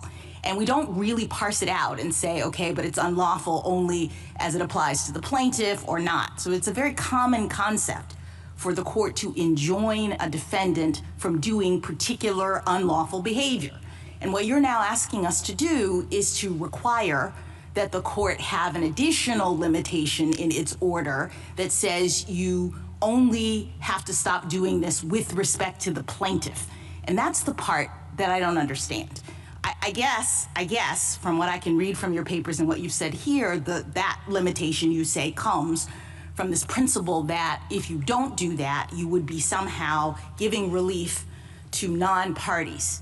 But I wonder if that's right. I mean, it seems to me that the relief is the judgment that you provide to the plaintiff that says, stop doing this conduct. And you give it only to the plaintiff. That's where the limitation comes. The plaintiff is the only person who can go to court after you violate this order and enforce it. Other people are incidental beneficiaries of a court ordering you to follow the law. I mean, that's like everyone in the world. When the court says, follow the law, anybody who would have been hurt by your not following the law benefits. Okay. I don't understand why that would limit the court in its ability to tell you, don't do this unlawful conduct. Two responses to that. Yes. There's a lot there. Two responses to that. One is that principle that your question referred to is the holding of the court in Worth against Selden, and it's reaffirmed in Gill against Whitford, in Lewis against Casey, and similar cases, that the authority of the federal court, whether it's viewed as arising under Article 3 or under its traditional scope of equitable authority, is to remediate the injuries to the complaining party. And then to address your question about... Can I just stop you there? I'm, as the court, remediating the injury by telling the defendant to stop doing this behavior. The plaintiff has brought a claim that this executive order is unlawful. I look at it, I litigate it, and I say, you're right. Stop doing it. You cannot enforce this order. So I don't understand why that's like outside the scope of Worth versus Selden. If the court in that case is imposing what we've called an indivisible remedy, for example, vacator under the APA, there's a debate about what set aside means. Assuming it means to vacate, then the remedy that Congress has provided as a condition of its delegation to the agency is if one part of the, if the regulation is unlawful, then the remedy granted, which directly remediates the plaintiff's injury on that hypothetical, is an indivisible remedy that benefits others. Here in this case, and in all the other 40 cases, we see something totally different. Yeah, I understand. It's not necessary to remediate the injuries of the plaintiff before them. That is the I understand. Let me just turn your attention to one other thing, because the real concern, I think, is that your argument seems to turn our justice system, in my view at least, into a catch-me-if-you-can kind of regime from the standpoint of the executive, where everybody has to have a lawyer and file a lawsuit in order for the government to stop violating people's rights. Justice Kagan says, let's assume, for the purpose of this, that you're wrong about the merits, that the government is not allowed to do this under the Constitution, and yet it seems to me that your argument says we get to keep on doing it until everyone who is potentially harmed by it figures out how to file a lawsuit, hire a lawyer, etc. And I don't understand how that is remotely consistent with the rule of law. A system, and I appreciate that you go back to English common law and the Chancery Court, but they had a different system. The fact that courts back in English Chancery couldn't enjoin the king, I think is not analogous or indicative of what courts can do in our system, where the king, quote unquote, the executive, is supposed to be bound by the law. And the court has the power to say what the law is. And so one would think that the court could say, this conduct is unlawful and you have to stop doing it. I think the catch me if you can problem operates in the opposite direction, where we have the government racing from jurisdiction to jurisdiction, having to sort of clear the table in order to implement a new policy. A great example of this is in the Schilling litigation, where the military had a military readiness policy. It was universally enjoined by the DDC. It went up to the DC Circuit. The DC Circuit stayed that injunction to allow that policy to go into effect, and then 1 hour later, a district court on the other side of the country universally. Can I just ask you one final thing, because this relates to also something that Justice Kagan said. I would think we'd want the system to move as quickly as possible to reach the merits of the issue, and maybe have this court decide whether or not the government is entitled to do this under the law. Wouldn't having universal injunctions actually facilitate that? It seems to me that when the government is completely enjoined from doing the thing it wants to do, it moves quickly to appeal that, to get it to the Supreme Court, and that's actually what we would want. What I worry about is similar to what Justice Kagan points out, is that if the government is saying no lower court can completely enjoin it, it actually means that the government just keeps on doing the purportedly unlawful thing, and it delays the ability for this court to reach the underlying issue. Percolation of novel, sensitive constitutional issues is a merit of our system. It is not a bad feature of the system. Thank you. Thank you, counsel. Mr. Feigenbaum. Mr. Chief Justice, and may it please the court. This court should deny the emergency application because this injunction was properly designed to ensure that the states would get relief for our own Article III injuries, as we suffer significant pocketbook and sovereign harms from implementation of this executive order, including from the application of this EO to the 6,000 babies born to New Jersey parents out of state every year. The U.S. prefers alternative approaches for granting that relief, alternatives it never raised in the district court below. But its approach would require citizenship to vary based on the state in which you're born, or even turn on or off when someone crosses state lines, raising serious and unanswered administrability questions, not just for the federal government, but also for the states. And it would offend the text and history of the Citizenship Clause itself.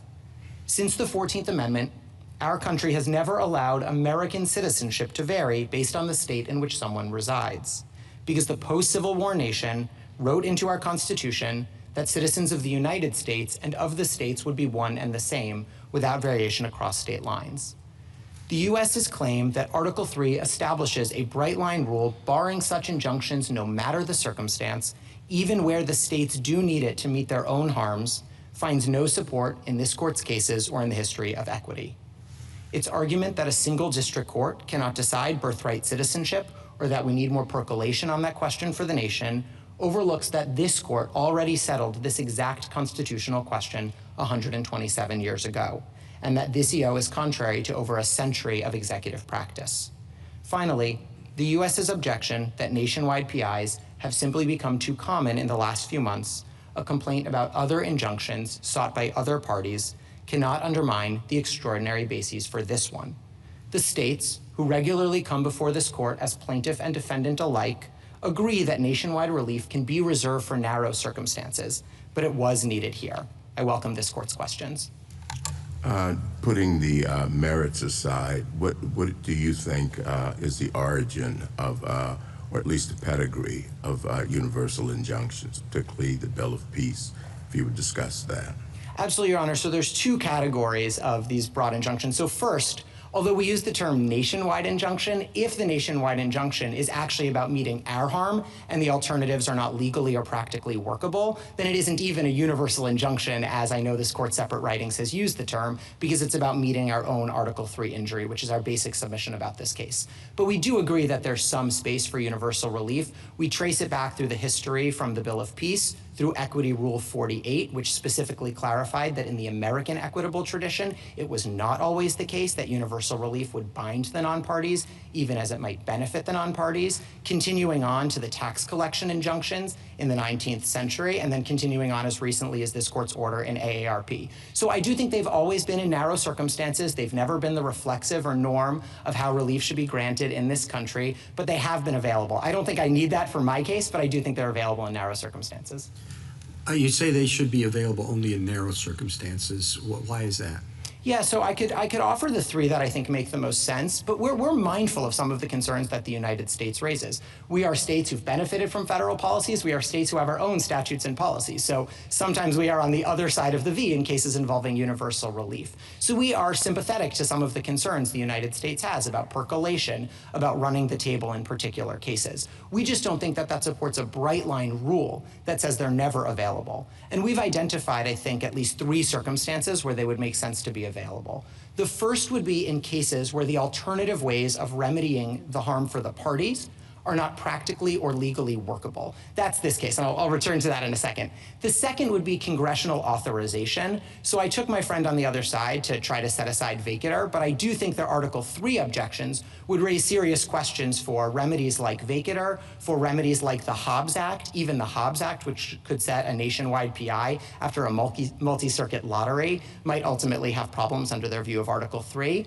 And then the third thing I would say is there may be cases in which the alternative forms of getting non-party relief are not legally or practically available. So that might be a case like AARP, or even a case like this one, where district courts could consider the availability of the class action device, but if it couldn't move fast enough, because Rule 23 doesn't include TROs and PIs, if it couldn't move fast enough in those contexts, courts might need to step in anyway. But I think we fit in the first bucket in this particular case, because the alternative ways of remedying our particular significant pocketbook harms to the tunes of millions of dollars can't be remedied, as the district court found below, without granting us this kind of relief.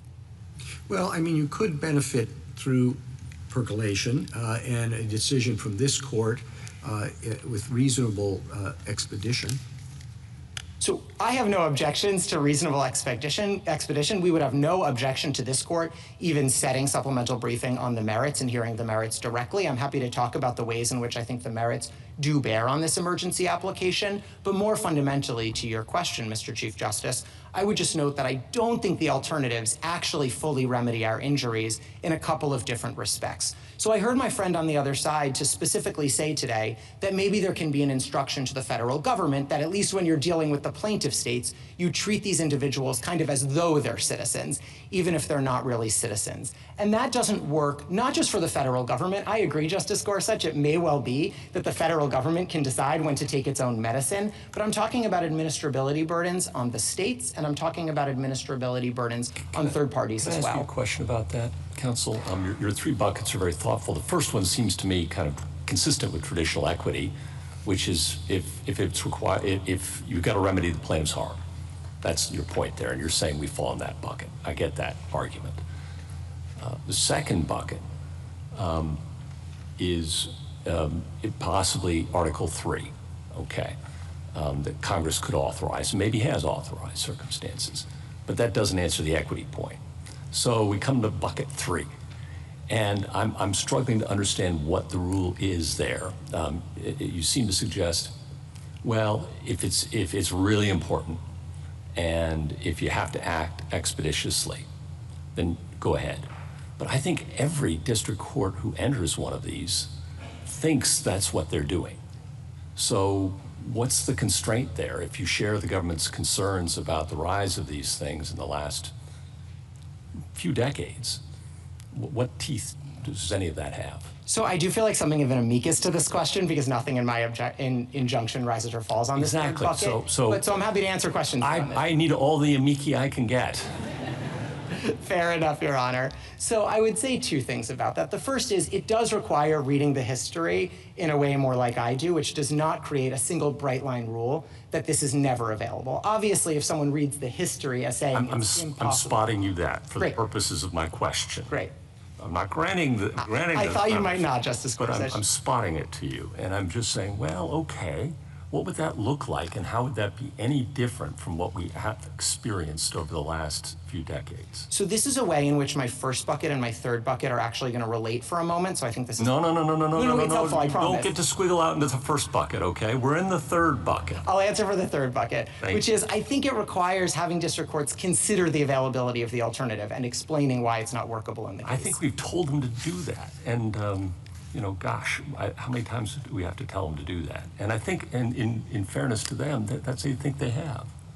So let's, again, would any case over the last 30 years come out differently under your view of the rule in the third bucket than has? Yeah, so there's a couple of examples where we don't think universal relief was appropriate. I'm most familiar with the state litigation, so most of my examples will probably come from there. But I heard my friend on the other side mention the DACA litigation, where Texas sought the termination of DACA, and ultimately the Fifth Circuit terminated DACA specific to Texas alone. And we thought that that decision was exactly right because of the nature of the harms in that case meant that Texas could get full relief for its harms. Well, now we're back to the first bucket. We're just satisfying I take the point. I'm so you sorry. See what I'm saying? I take the point. Yeah. I mean, I get that we're going to always revert back to the first bucket, but that means the third bucket's empty.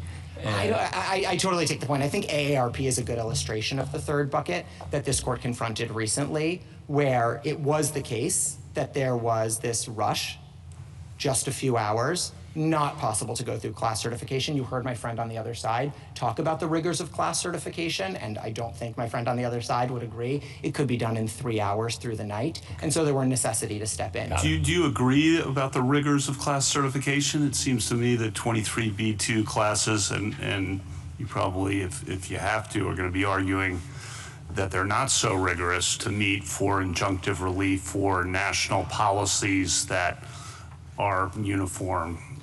So the most important thing that hasn't come up in the discussion this morning yet is that they're not available for state litigation. It talks about persons, it talks about appointment of class counsel, it talks about going through this certification process.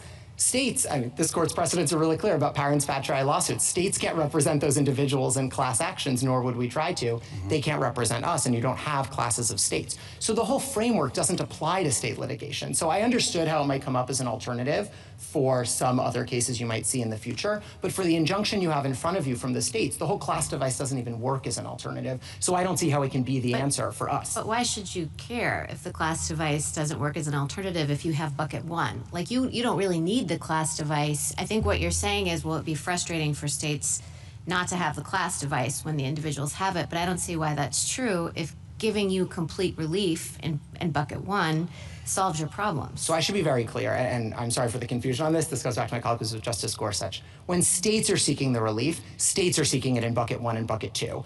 As an amicus to the other injunction I recognize courts are looking at, I think bucket three could be available. We aren't seeking relief when it falls into bucket three because, as I was saying earlier, we're not going to be seeking relief for other parties. This court's cases, like Brackeen, make very clear we aren't suing to vindicate the injuries that third parties and our residents are suffering. So when states come before you, the questions that you would ask are the alternative ways of remedying our injury going to be practically or legally workable? And you're going to ask, did Congress authorize it, which gets to the vacator question, which gets to the Hobbs Act question, and so on. And on that first bucket, which I think describes this case well, I had a hard time with some of the colloquies earlier today because I think they were missing some really serious burdens that the states are still going to have to bear in this case if we get something less than a nationwide injunction. I think it's going to hinder the administration of our benefits programs. I think it's going to hinder the participation in our benefits programs. And I think it's going to produce unprecedented chaos on the ground. And I might offer examples of each. Before you do, I'm sorry, one more. No. How would you get this? How would you get the merits of this case to us promptly? So there's two different ways that this court could think about doing it. So the first is, I heard a couple colloquies earlier today to suggest that maybe the states should sort of have to take some of the burdens on ourselves because, okay, some people move in, maybe that's just something that equity shouldn't care about. And it may be true, this is Hornbook equity, that in some cases states don't get complete relief for the harms that they suffered. We just have to eat some of the administrability burdens. But the merits have always come into that, because that is just about remedying a party's own injuries. And the strength of the ability to remedy our injuries is going to turn on a peak on the merits. This is partially Ohio versus EPA and building on Justice Kavanaugh's Labrador concurrence, where this court said you might have some states who really like a policy and some states who want to get relief from the policy, and how you reconcile those two things, who should get relief, who should benefit from the policy, will turn in part on a peak at the merits because we have a greater right to relief from it. I appreciate that. How do we get to the merits fast? This court could set supplemental briefing on the merits by an order tomorrow if it wished, specifically to say the federal government has proposed that states get less than complete relief in this case. We could not possibly think about giving the states less than complete relief without looking at the merits. We want briefing. Put that aside. Assume we've just got the remedial question before us, and we're going to decide the remedial question one way or the other. Then what? Oh, then I share some of Justice Kagan's concerns from earlier that So it would rely on the I appreciate you share those concerns. How would you address them? How would the states plan to get this case to the court promptly? I think it's very hard to think about how the states would lose this case given the state of Supreme Court precedent. It creates very weird incentives on the certiorari docket when there's already binding precedent from this court.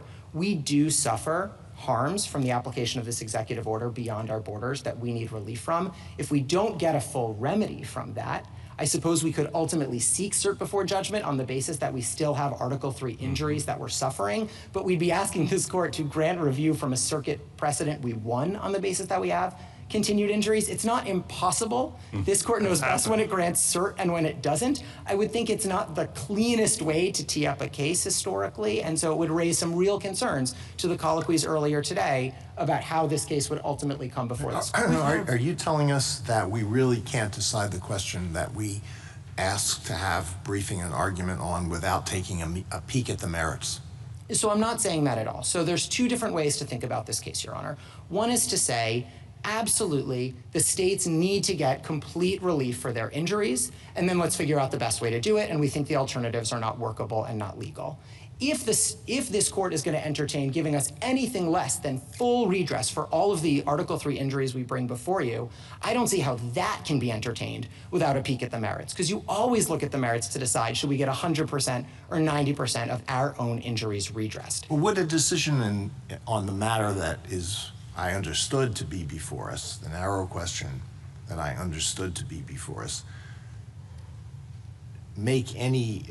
be helpful in any way if we do not peek at the merits and we also do not decide whether you have standing? So I'm not sure how you could decide whether or not we got an appropriate scope of relief without figuring out what our own injuries are. Because how you decide, this is the United States' own argument, how you decide whether or not we should get relief for our own injuries turns on what our injuries are that require relief. And so I do think we have pretty significant pocketbook injuries, like in Nebraska, to the tunes of millions of dollars. And whether we get those remedies or don't get those remedied is going to turn on the merits, is going to turn on the nature of the harms, and then ultimately the workability of the alternatives. Thank you, counsel. Justice Thomas? Justice Alito? Well, General Sauer began by outlining problems that he sees being created by universal injunctions. And he said that the issue was a non-ideological issue and a non-partisan issue. Do you agree with that? I do think presidents of both parties have objected to nationwide injunctions. I agree. So what do you say about the practical problem? So let's put out of our minds the merits of this and just look at the abstract question of universal injunctions. What is your response to what some people think is the practical problem? And the practical problem is that there are 680 district court judges, and they are dedicated and they are scholarly, and I'm not impugning their motives in any way, but sometimes they're wrong. And all Article 3 judges are vulnerable to an occupational disease, which is the disease of thinking that I am right and I can do whatever I want. Now, on a multi-member appellate court, that is restrained by one's colleagues, but the trial judge sitting in the trial judge's courtroom is the monarch of that realm, and there are situations in which trial judges, the president does something. It could be President Trump, it could be President Biden, it could be President Obama. The trial judge says this is unlawful, and I'm going to enjoin it, and I'm convinced I'm right, so I'm not going to stay the injunction. And then an application is made to the Court of Appeals to stay the injunction. The Court of Appeals gives it the back of the hand, and then the case comes immediately to us in the context of an emergency application. And some of us have said, well, we don't think we should do anything in those situations unless it is indisputably clear that the court below was wrong. So what do you say to that practical problem? So we're mindful of the practical problems. I will say the states have had a through line as well across administrations. We have never believed, even as nationwide injunctions restrained policies that we favored, that they were categorically off the table. We've always taken the position that they are sometimes available in narrow circumstances, whether we like the policy or don't like the policy. And so you might have some cases where the nature of the harm, this is the DACA example from my friend on the other side, where the nature of the harm which was Texas saying it had to give benefits to residents in the state, is actually entirely remedied by a nationwide, state-only injunction that applies just to Texas, because that might incentivize individuals to leave Texas, and then Texas doesn't have to give them benefits anymore. So you might have a case like that. But sometimes you are going to have cases where it is impossible to remedy the state's own injuries, and the alternatives are not practically or legally workable. And that describes this case perfectly. And so I don't think the answer is a bright line that means even in those situations, it's not possible for the states to get relief. In deciding the question that is before us here, do you think we should, never mind, I withdraw that. I have no further questions. Justice Sotomayor? Let's start with an answer you've been trying to give and haven't completed, which are the general suggested there were two ways that your injuries could be remedied. He claimed they were both presented to the court below. I didn't see that, but that's a matter that we could check on. Do you agree with me that they were not presented to the courts below? I do agree with you. So I want to be very clear, because I think there's some confusion across the briefing here. Right. We agree, and I don't think the First Circuit disagreed. They objected to the nationwide injunction in the district court, and we attached the briefing and we attached the transcript. What they didn't do is provide some of the alternatives they've pressed in two sentences in their emergency application. Okay. Yes, they did not. So now go through why you question whether there are two suggestions now that they've only raised before us are inadequate to remedy all of your harms. Yeah, so because complete relief, he says that there is situations in which you grant relief that will benefit third parties. Why is your relief necessary to give you complete relief, even though it benefits these parents in other jurisdictions? So I don't think there's any serious dispute that if you limit the relief to babies born in New Jersey, we won't get complete relief, because 42 U.S.C. 1396A, the Medicaid statute, requires us, the states, to do the citizenship verification. So it's not true that they can simply handle it all for themselves. Federal law requires us to undertake those responsibilities. And we have, in New Jersey, 6,000 babies born out of state every year. When they come into the state and they need benefits, the Boyle Declaration from Massachusetts suggests that's going to cover 40% of kids. They come into our state, they need benefits. We have to do citizenship verifications, which is a burden for us. That's for you in New Jersey, but there's, I think, how many states? That's just an example. We have 23 attorneys general in this case. 23 exactly right. attorney generals. So 23 states are going to have babies who were born somewhere else without a birth certificate that you're now, if they move into your state, going to have to do checking on. And that comes to the United States' alternative, Justice Sotomayor, which is they say, okay, maybe their citizenship turns on when they enter New Jersey, maybe for some purposes, maybe for all purposes, depending on which sentence you're looking at in the emergency application. And there are three problems either way. The first is it will undermine the administration of our benefits program. So individuals will move in. When they were born, they were treated as non-citizens. They didn't get Social Security numbers because they wouldn't have been eligible for the enumeration at birth program in their states. And they're going to arrive and they're going to seek benefits that we administer. But federal law requires that they have Social Security numbers for the administration of those benefits. This is 7 U.S.C. 2025 for SNAP. This is 42 U.S.C. 1320b7 for TANF, for Medicaid, and so on. So they're going to need to have Social Security numbers. They're going to arrive without them, even though they were, under this court's precedents, citizens who should have been in the enumeration at birth program, who should have had Social Security numbers. And it's going to be a burden on us, either in delaying the benefits, training county social service workers, in having to administer benefits without the SSNs on a provisional basis. So that's the administration of the benefits. Let me give an example on participation, which we have responsibility for as well. These are babies who were told that their families were told that the babies are undocumented, they aren't citizens, they're not eligible for these federal programs when they were born. They come into our states, they think they're now ineligible. They don't realize their child is a citizen entitled to these federal benefits. And so what will happen is we bear the responsibility, putting in our own state Medicaid plans, of getting them enrolled. And that's 42 USC 1367 BB. So we're responsible for putting in our plan how we're going to enroll them. We have to incur substantially more costs to get them enrolled in our programs because they think they're undocumented, they think they're ineligible because of where they were born, even though their citizenship has now turned on when they cross state lines. And then the last point is, we've never in this country's history since the Civil War had your citizenship turn on when you cross state lines, so we don't have answers to these workability questions, not just because it wasn't presented in the district court, not just because it's 2 sentences in an emergency application, but because for over a century, executive practice has been uniformly to the contrary, building on this court's decision in Wong Kim Ark. So we genuinely don't know how this could possibly work on the ground.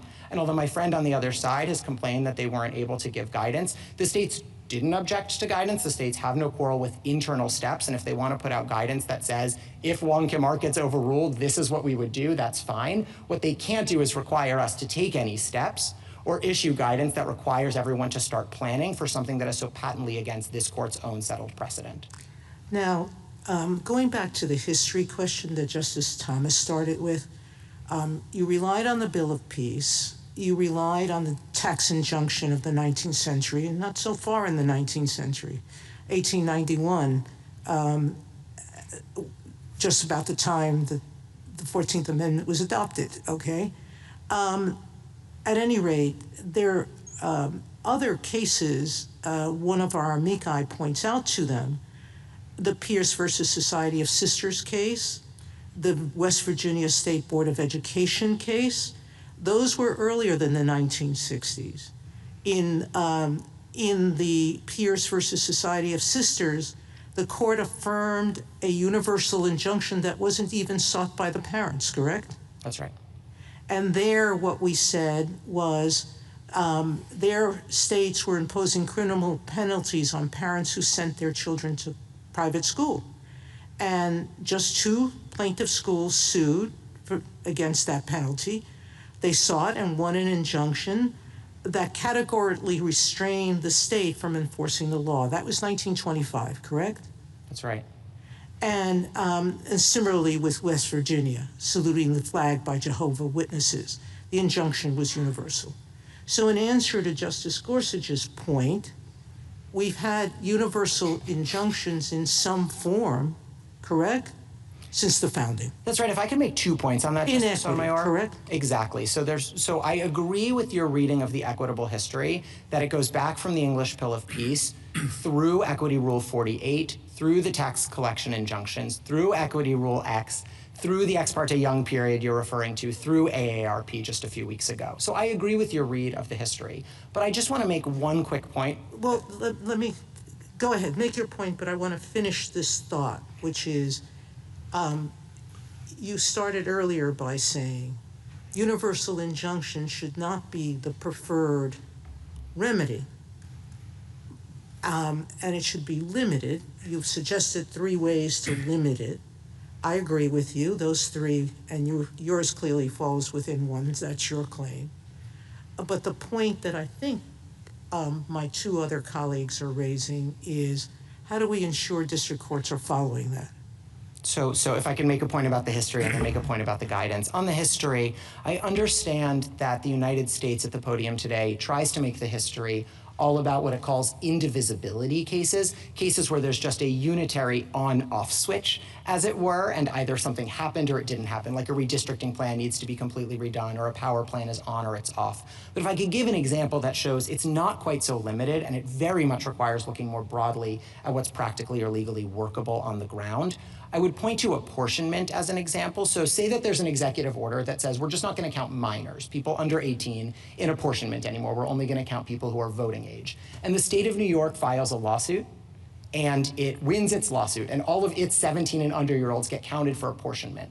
That isn't indivisible in any way. It's not a redistricting plan, it's not a power plant, but it is going to skew apportionment in a way that is totally unfair, practically and legally, to third parties, because now 17-year-olds are being counted in New York, but they're not being counted in Oklahoma. And you would end up messing up apportionment between states for that very reason. And that shows, as just a broader insight, that we've always looked to the harms that third parties will suffer as negative externalities of court orders. And that's our submission here, that to accept what the United States wants as against our injunction and to say that it turns on or off when you cross state lines doesn't just harm the administration of our benefits, doesn't just even harm enrollment in our benefits, also puts chaos on the ground where people's citizenship turns on and off when you cross state lines. If ICE has initiated a removal proceeding when you live in Philly and you move to Camden, I suppose the ICE removal is supposed to turn off at that point, potentially, because your citizenship status has changed. I don't know if you lose it if you move back to Philly, whether you were born in New Jersey or born in Philly, move to Camden and move back. It's a very porous part of the country. I don't know if the ICE removal turns back on when you cross state lines again. And that sort of chaos on the ground, those implementation questions we don't know, are serious third-party harms we've always taken into account. This is North Carolina versus Covington, where courts ask what's workable as an injunction matter, and it's also the winter factors, where factor 3 looks at the balance of the equities between the parties and workability and harm to them, and winter factor 4 looks at public interest and the negative externalities and workability problems we're imposing on others. Justice Kagan? General, you've had a chance to talk about your administrative costs and the workability problems that New Jersey would confront, but how about this magnet problem? I mean, it strikes me as completely obvious that if you have two states and they have different rules for citizenship and one benefits babies and the other doesn't, that everybody moves to the state where the more favorable rule exists. But why is it that preventing that harm from happening should count as providing you with complete relief? So I think actually my point is somewhat different. I agree with you that the incentives could potentially factor into the calculus because we're ultimately experiencing some harm we might not otherwise to our benefits programs. But my point is different. Even if you just take normal migration for New Jersey, 6,000 babies born out of state, 8% or 8 million every year traveling across state lines without worrying about the incentives, we're going to be looking at that problem for how we administer benefits programs. I got that. Are you saying we shouldn't consider? No, I think you can. I think you can, Your Honor, and it's because of the nature of three things together. One is, it's the movement, but it's not just the movement. Two is, it's the fact that citizenship historically was something you had at birth or didn't have at birth, and so you arrived to our state, in theory, without birthright citizenship, because you would have been told when you're born in the hospital what you have or don't. And then the third, and this is really important, is the way that citizenship permeates so much, not just for individuals, but for what states are obligated to do, whether it's citizenship verification eligibility, whether it's enrollment in our own programs. Over and over, you see citizenship in Congress's own laws as the on or off switch for our own administration of benefits, and that's actually sort of unique. So I don't think every time people move between states, you automatically need to have a nationwide injunction. What you need is a demonstration about how that's going to contribute to the state's harm, and then, I think this is really important to colloquies you were having with the United States earlier, a court could, in an appropriate case, say, well, sure, state, you might have to keep some of the harm. We're only going to remedy 90% of your harm because it's too disruptive to everyone else. But I don't think you can do that in a case without looking at the merits, because whether we should get to 100% of our injuries taken care of or 90% of our injuries taken care of will always involve the strength of our merit showing, and I don't see how you could have a stronger merit showing than we have here. 127 years of Supreme Court precedent, over a century of executive practice, and congressional statutes that codified both into law in 1940 and 1952. And given that strength of the merits and the settled precedent, combined with our nature of harm, I don't think this is a close case for why we need national relief to remedy our injuries. Thank you. Justice Gorsuch, Justice Kavanaugh, Justice Barrett. I have a question about the history. So Grupo tells us that we have to look back to 1789 in the High Court of Chancery. So I appreciate that there have been some cases from later, and you were talking about some of those with Justice Sotomayor from the early 20th century, maybe the late 19th century. Can you say, and let's say that I think the Bill of Peace is more like a representational suit that is the forerunner to the class action.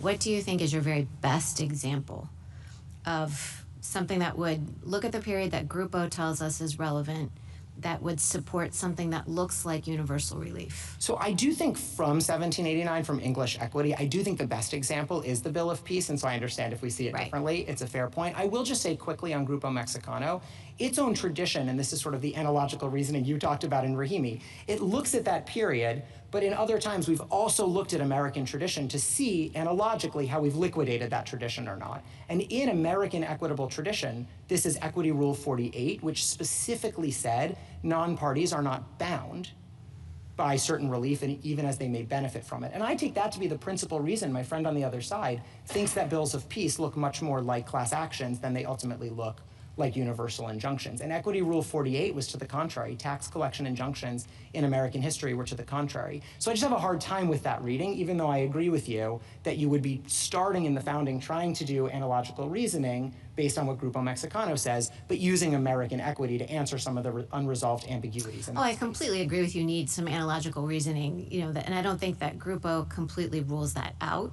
And I think even if you talked about the distinction between a bill of peace and a class action, you would be looking at some of that doesn't have to be called the same thing. I think the problem is when we have such a party-centric history, if it has to be reasoning that fits within the confines, then I think we have a little bit of trouble. Let me just ask you one question about relief. So let's say that I think that the states do need something broader in order to have complete relief, even if the universal injunction is too broad and inconsistent with Grupo. That isn't how the court below approached the question, because that isn't what the court below thought it had to do, because the court below thought it could just enter a universal injunction. So how would I go about crafting some sort of holding or decretal language that would take care of you and the fact that you need maybe broader complete relief than maybe an individual plaintiff would, right? Because the district court didn't go through that analysis, the analysis that you're telling us today. So tell me practically what that would look like. So I think the district court in the Massachusetts case did actually do a very good job of this. It specifically said, I'm saying New Jersey as a stand-in, 23 attorneys general. Yeah. The states need this relief. And he didn't grant universal relief to the individual plaintiffs in that case. So he did actually craft different relief for different parties. And he said, this is necessary for us. Part of why we're talking about alternatives in a different way at the podium today is because these alternatives were not presented to the district court. So the district court just had before him the idea that maybe we have to eat some harms or maybe we get universal relief. And of course we need universal relief given the strength of the merits showing as between those choices. I think what you could say is here there were two sentences in an emergency application that raise new alternative ways to remedy the harms. Those sorts of things need to be raised to the district court, and when they are raised to district courts in appropriate cases, when states file suit, courts should ask first, are those alternatives going to be practically or legally workable for the plaintiffs and for third parties? I agree to Justice Gorsuch's point. If the federal government wants to take on its own burdens, it can do so, but it can't just say that for third parties. But you're talking about what would happen in the future. I'm talking about what would happen to you now. Oh, so I think if the United States seriously wanted to press these alternative with facts about how they would work and put that before the district court, parties can always put new alternatives in a motion to dissolve an injunction before the district court. That's something that has happened regularly when there's changed circumstances or new alternatives. They're welcome to do that in this case or in any other, but then they're going to have to put forward actual facts about how it's practically or legally workable. I will say on its face, these two sentences don't look practically or legally workable for the reasons I raised, but they'd have to make that showing in the district court in the first instance. Thank you. Justice Jackson? So I guess I'm kind of hung up on the posture in which we find ourselves looking at these issues. Justice Alito, I think, focused on this a little bit, when he says that the district court makes this initial determination, it turns out to be wrong. The remedy, I thought, was to appeal. And I guess, for me, the question is whether and under what circumstances the government keeps on doing the thing that the court has found unlawful while the litigation is proceeding to determine whether or not the government's activity violates the law. We're sort of in an interim posture. Many of your arguments, and I appreciate them, are kind of couched in, the state is going to need complete relief for their injury, and that's true definitely as a final matter. But here we are at the beginning of this litigation. No one has determined whether or not the government's conduct is actually unlawful. We have a district court, several district courts, and now courts of appeals that say it is, and so, as an interim matter, we are saying the government has to stop doing it while we litigate the issue of the unlawfulness. To me, that kind of puts the whole thing in a different frame. It's sort of like, why isn't the question in this posture, in this circumstance, can the government or has the government shown that it is going to suffer some sort of harm from being made to completely stop this activity while we're litigating the lawfulness of the conduct?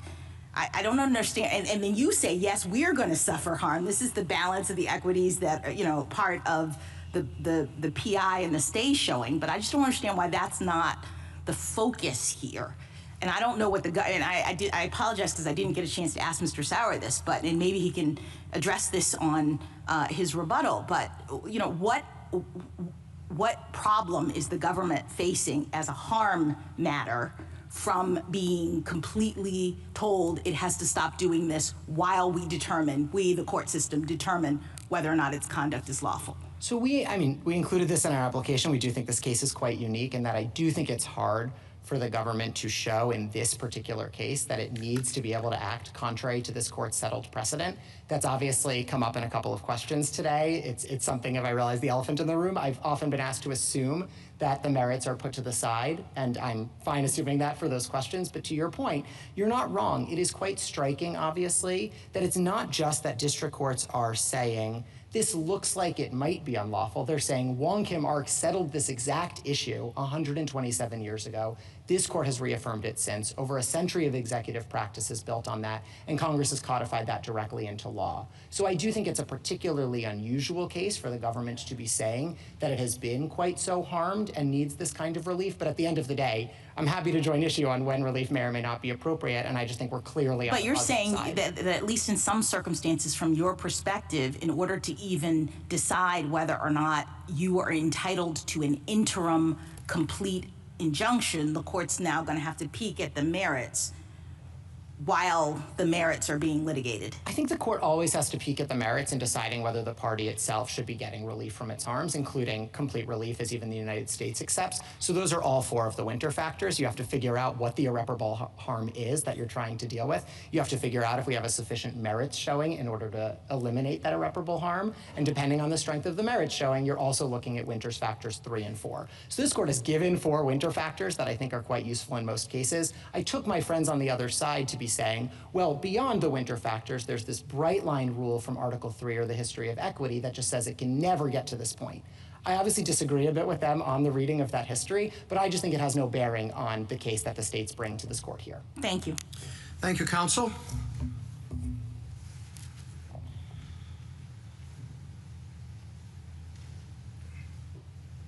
Ms. Corcoran?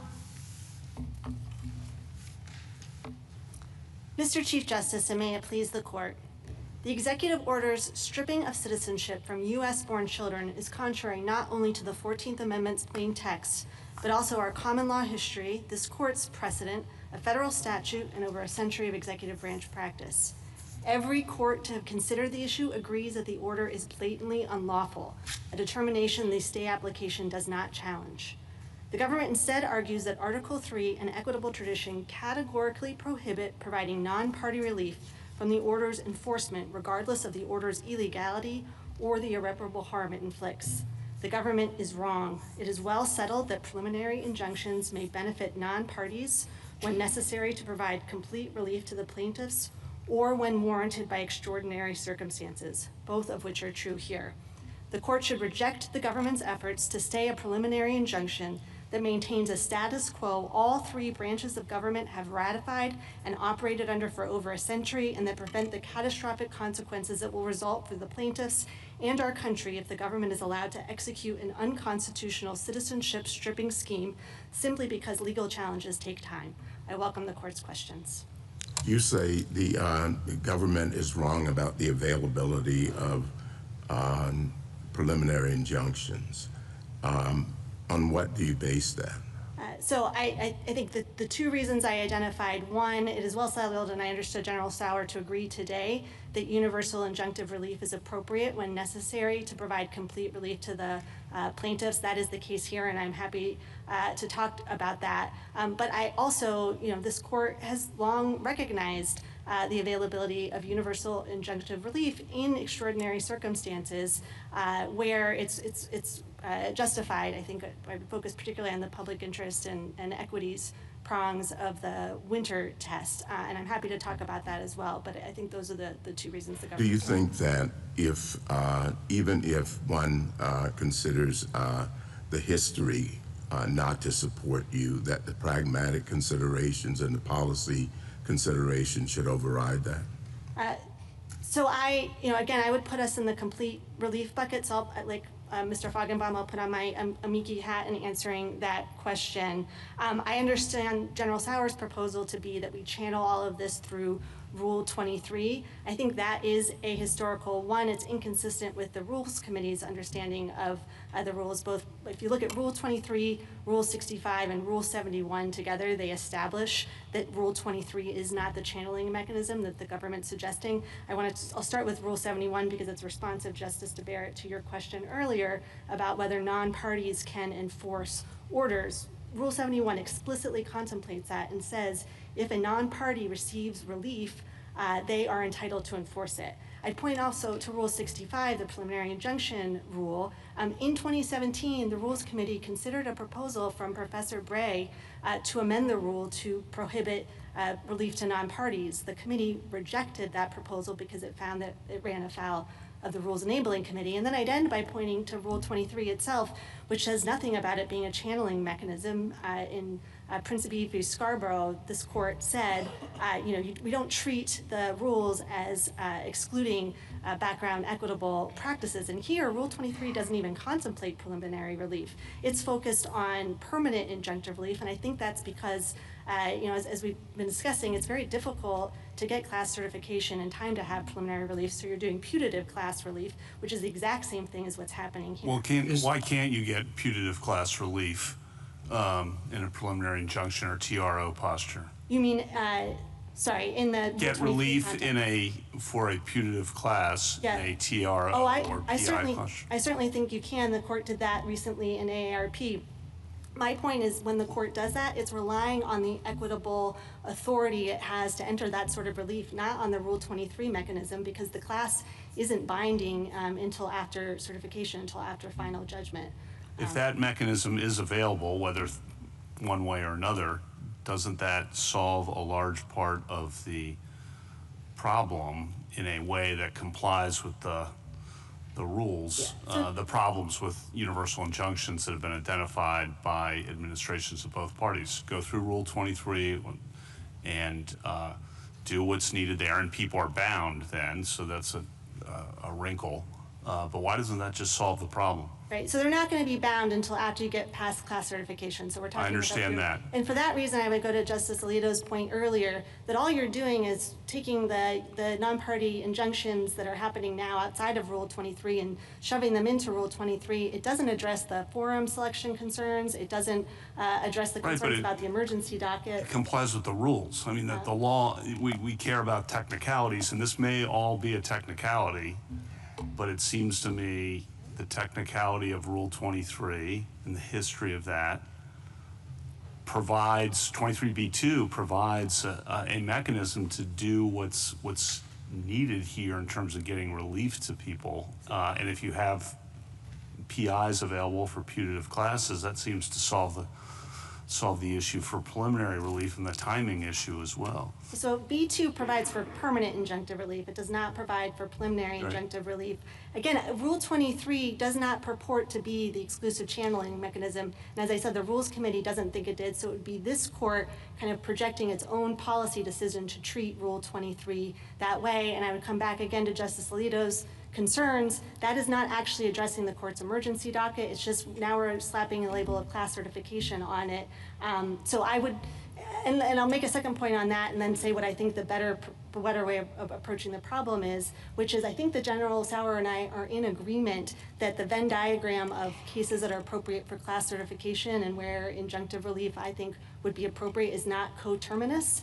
I think we could pursue successfully class certification here. I heard General Sauer to disagree, and I think it's because they're just different circumstances. If you look at the class certification requirements, commonality, typicality, they were actually added to Rule 23 in 1966 mostly to address the expansion of class certification to include damages suits. That makes sense there, but those were never requirements prior to 1966. Ms. Corcoran, on the class certification point you've been developing, one response might be, and I just want to get your reaction to it, that by proceeding through the class mechanism, even a putative class mechanism, a court is making a preliminary assessment about who are the parties going to be before it and issuing interim relief so that it preserves its jurisdiction to issue final relief with respect to those parties. And that's very different, the argument would go, than simply saying everybody, everywhere, nationwide, universally, or perhaps cosmically, stands to benefit from this decision without ever having to suffer being bound by it. Yeah. Thoughts? So I would say, again, that's an ahistorical approach. You haven't had that sort of Rule 20.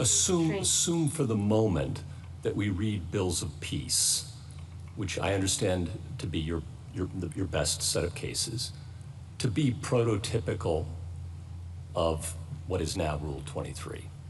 Right, and so the bills of peace and kind of going through, as Mr. Feigenbaum was talking about, Equity Rule 48 and then 38, in none of those circumstances were we doing this ex ante class certification determination. So the modern class action device actually looks quite different than it was for representative suits historically. So it would be putting on an ahistorical constraint. I appreciate that argument, okay, but then now we're haggling over the history, which we have to do, I accept. But if bills of peace are understood, again, accept the premise, to be predecessors of Rule 23, then respond to the point that there is something fundamentally different about a preliminary injunction to a putative class that you found is likely to be certified and likely to succeed on the merits in order to preserve that court's jurisdiction to award ultimate relief to those parties before it, and that's categorically different than a universal injunction. So starting with the presumption that was different about the bills of peace is that they were binding, I think sometimes, it's not clear always,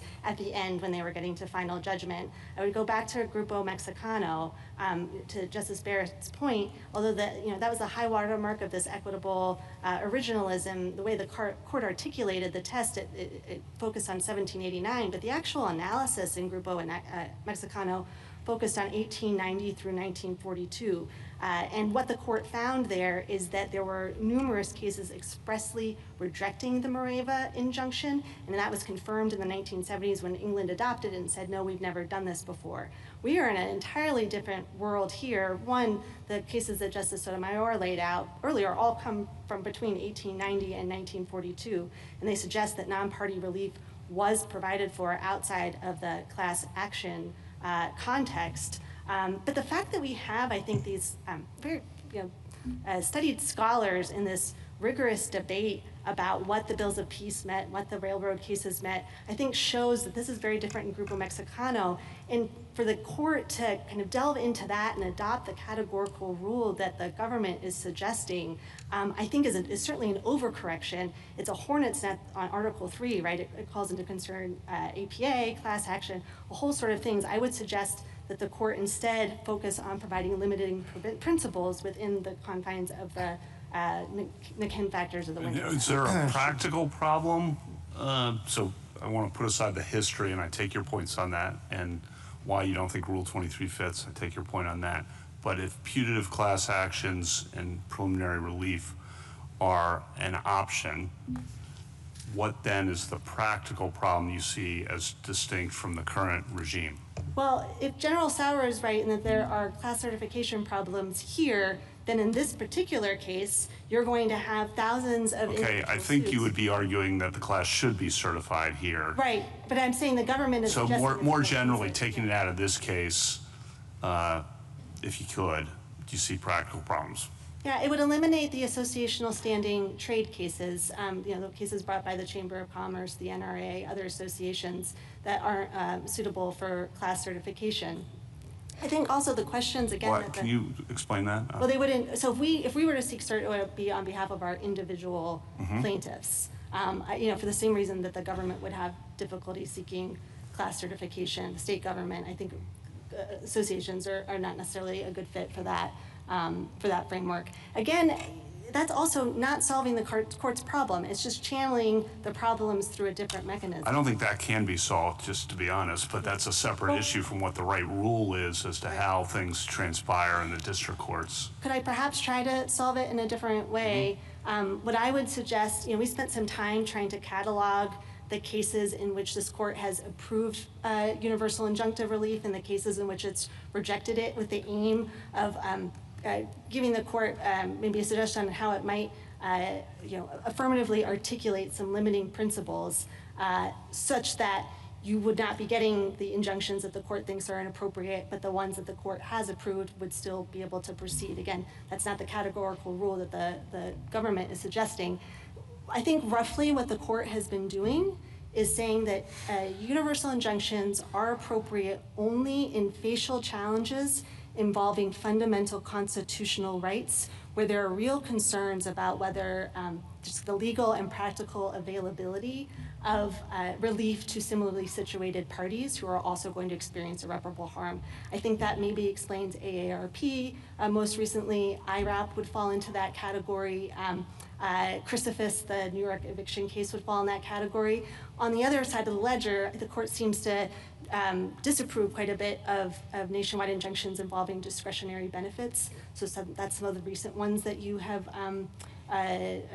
undone or stayed.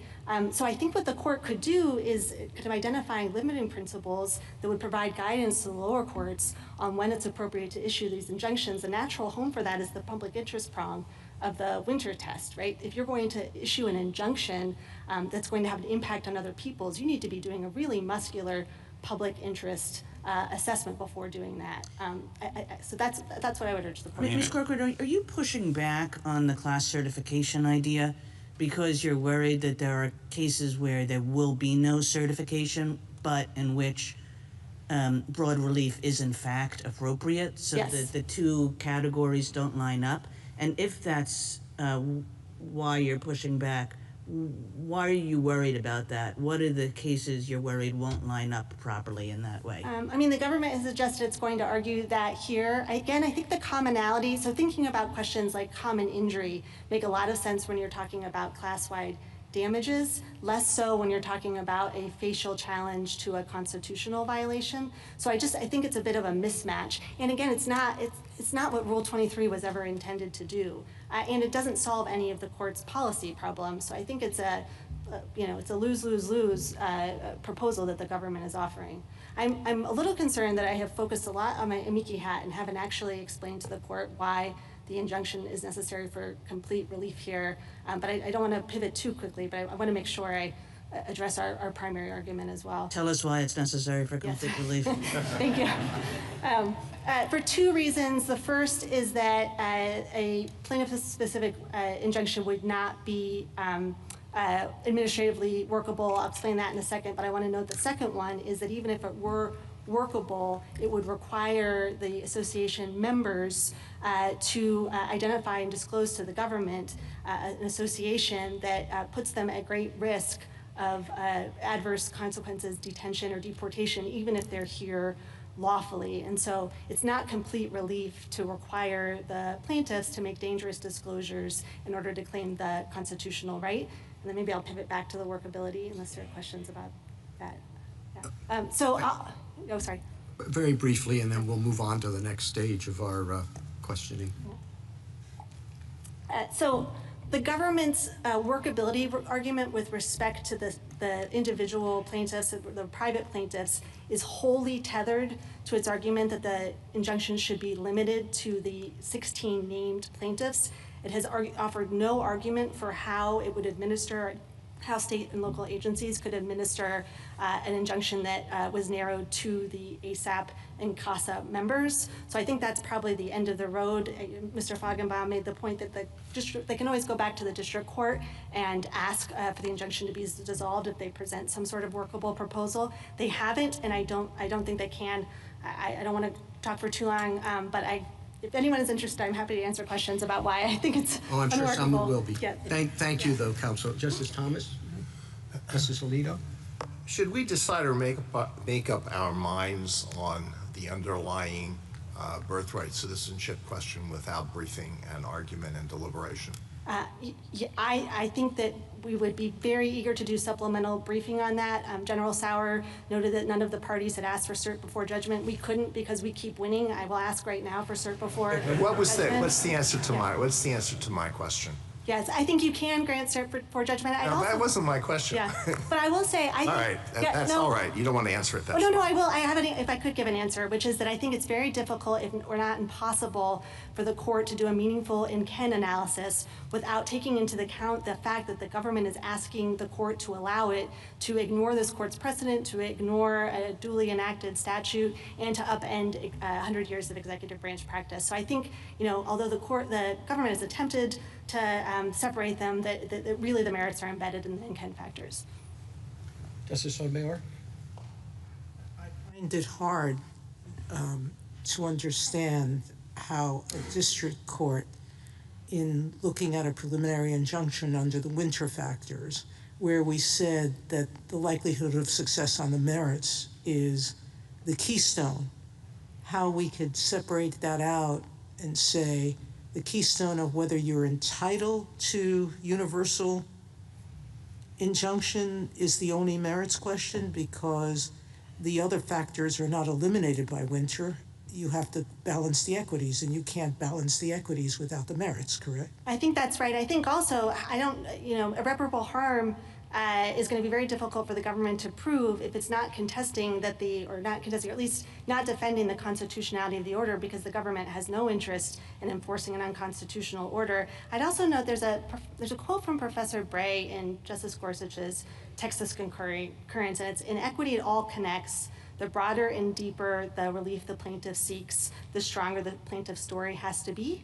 So I think there really is kind of an equitable consideration here of the merits as well that just can't be extracted from the... Now, the state has explained why it can't pursue class actions. So it admits it's limited to whether it's entitled to complete relief. But how about your organization? You sort of answered it, but I wanted to pin you down on that. No, Do you believe that associational organizations can seek class action? I believe our individual plaintiffs certainly can. Yes, there's no question. Yeah, I am nervous about the government's suggestion that it's going to oppose our class certification motion if we were to file one. I mean, class certification can be very discovery intensive. It could be the sort of thing that really delays our plaintiffs from getting the relief that they seek. Thank you. Justice Kagan?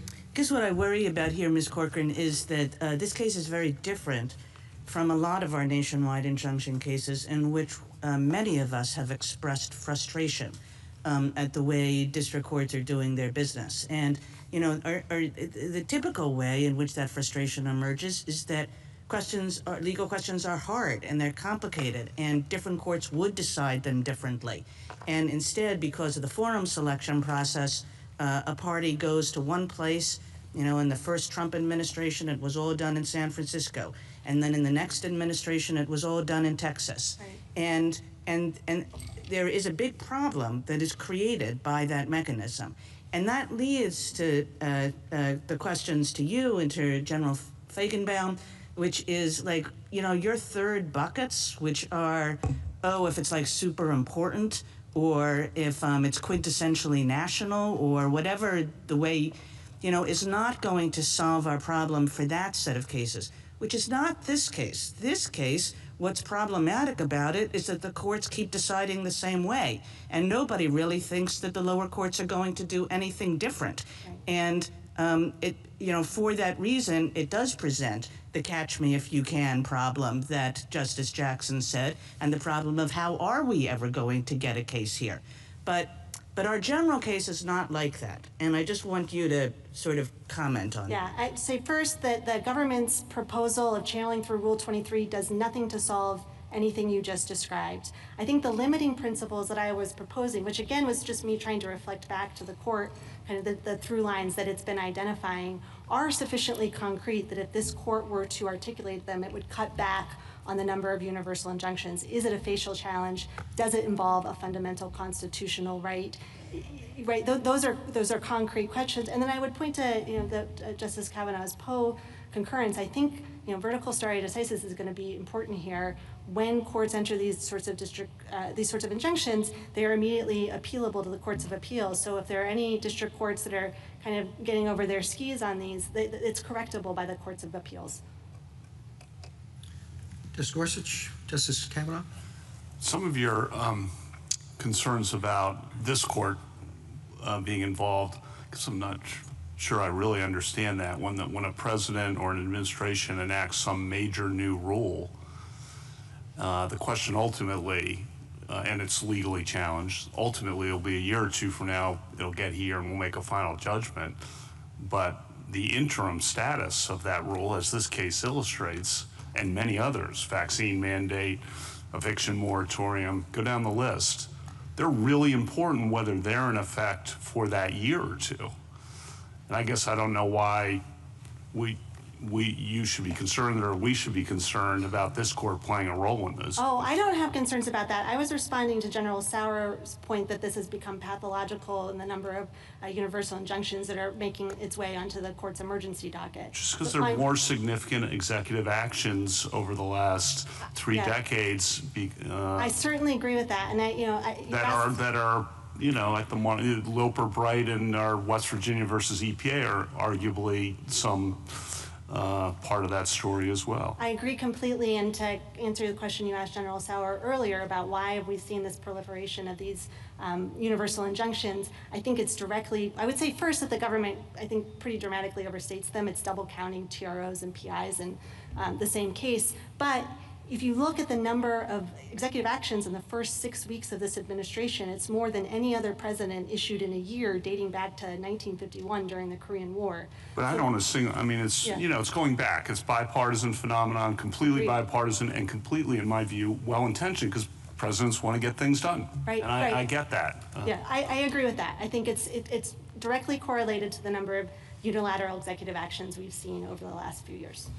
Administrations. Justice Barrett? Court, can I just have one question? You said that you're in bucket one, so you felt like you were playing kind of the amici role.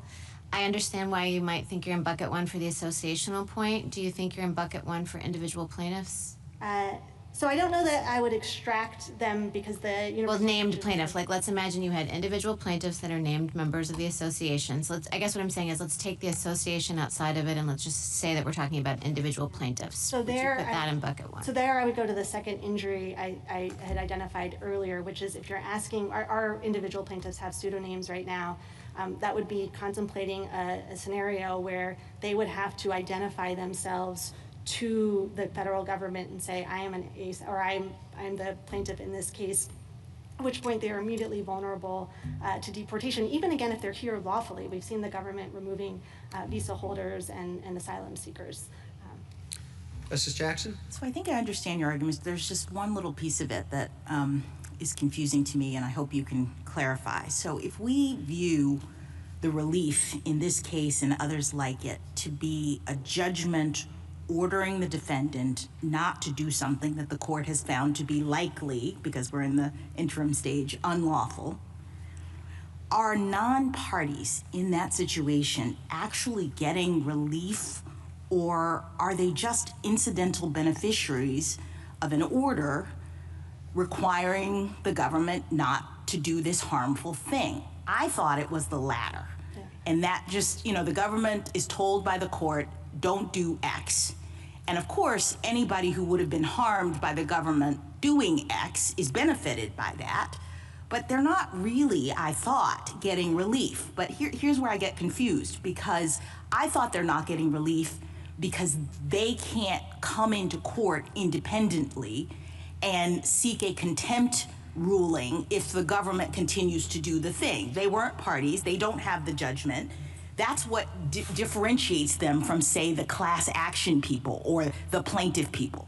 The reason why we have the rules for class action, et cetera, is because at the end of the day, the members of the class are getting a judgment that they can then use to enforce this obligation as against the government, whereas the people in the universal injunction world are just benefiting if the government actually follows the order. Yeah, I think that what you're articulating is consistent with a long history of precedent and practice. I mean, it's the classic REM case, right? Making a declaration about property. I think Professor Fander's amicus brief is really helpful on that. He talks about the patent laws.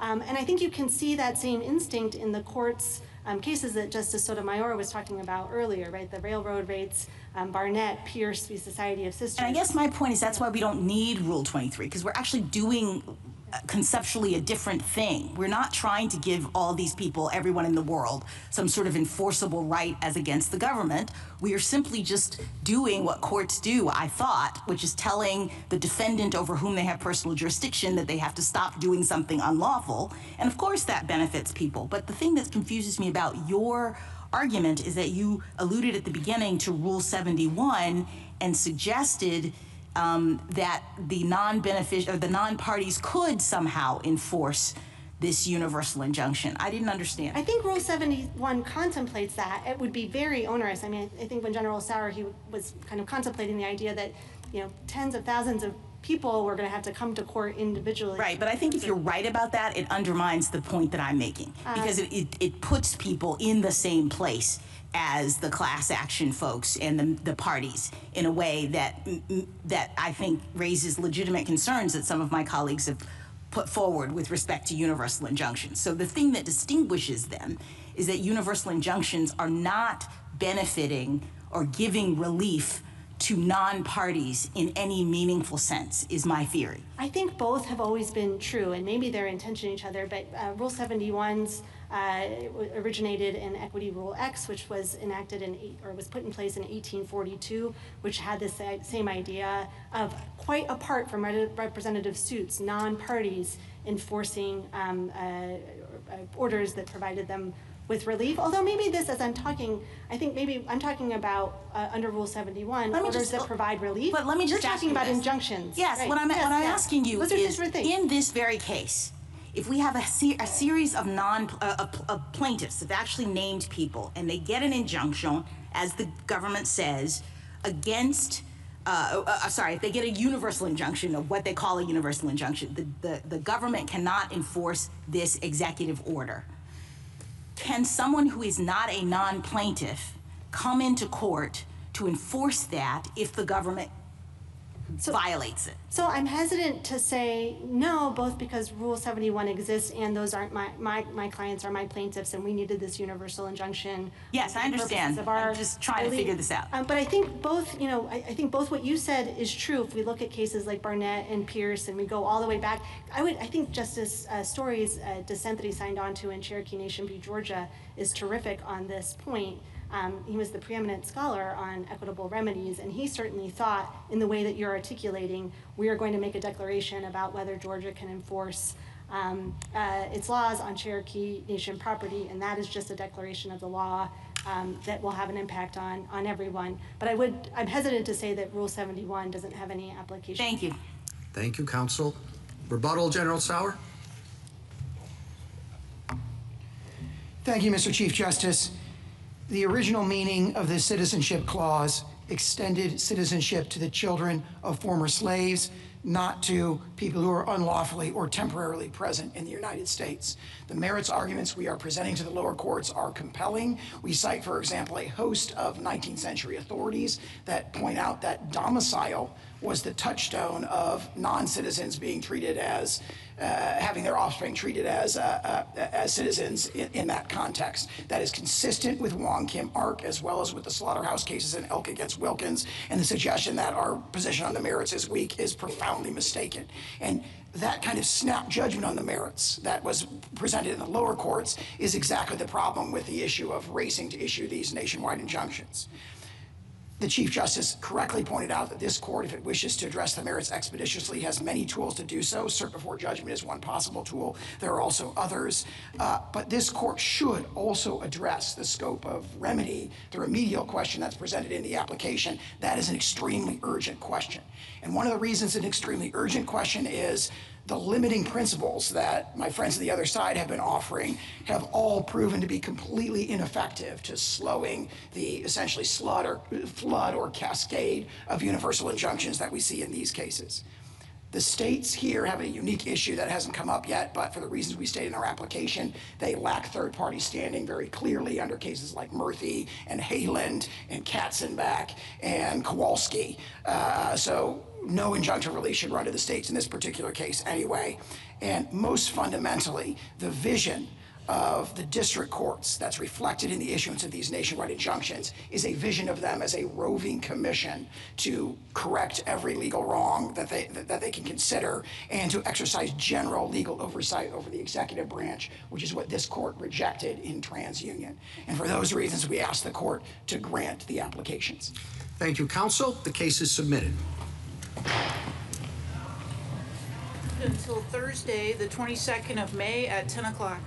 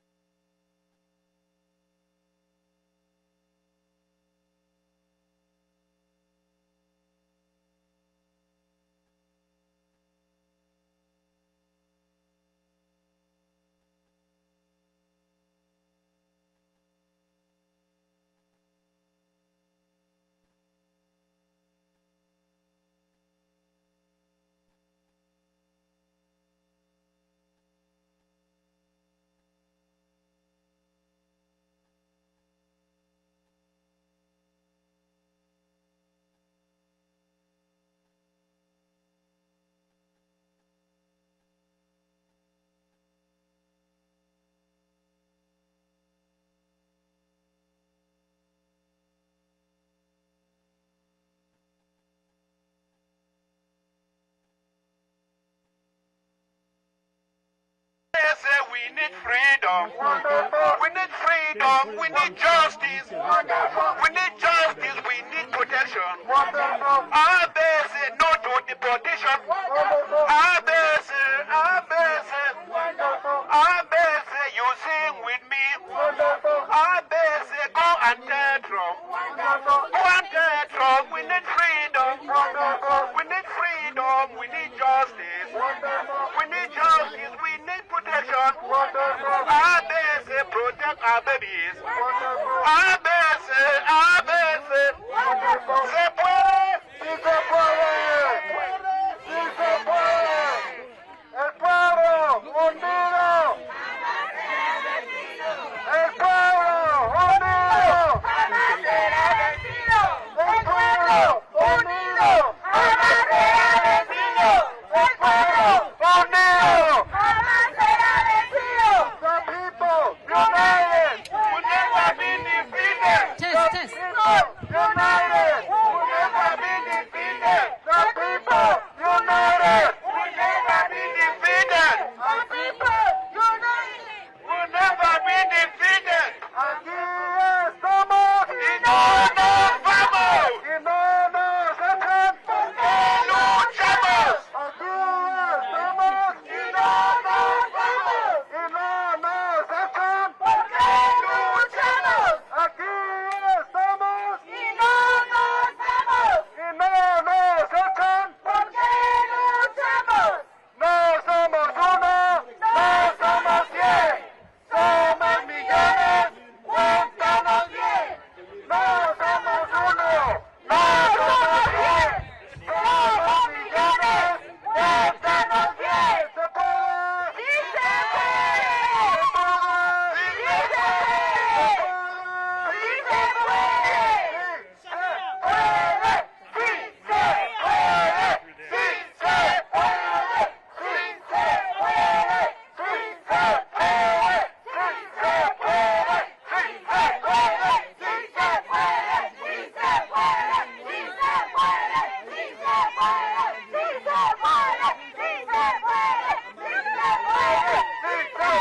¡Sí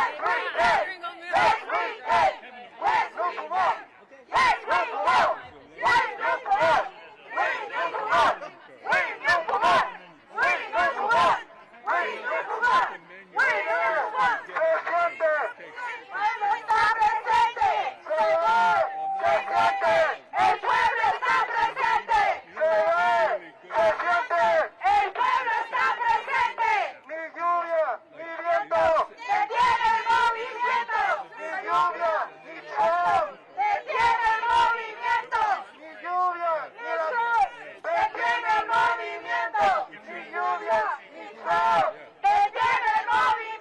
¡Sí se puede! ¡Sí se puede! ¡Sí se puede! ¡Sí se puede!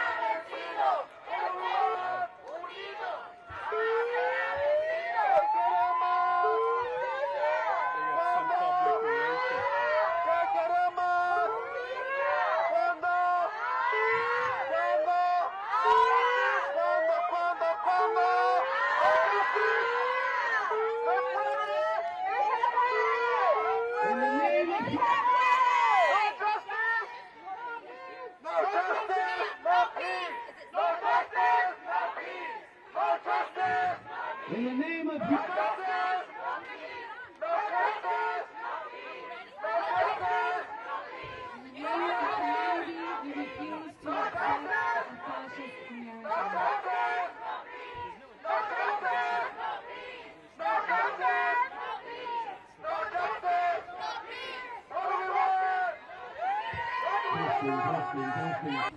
Us and our colleagues across the country have been saying now since day one of this administration.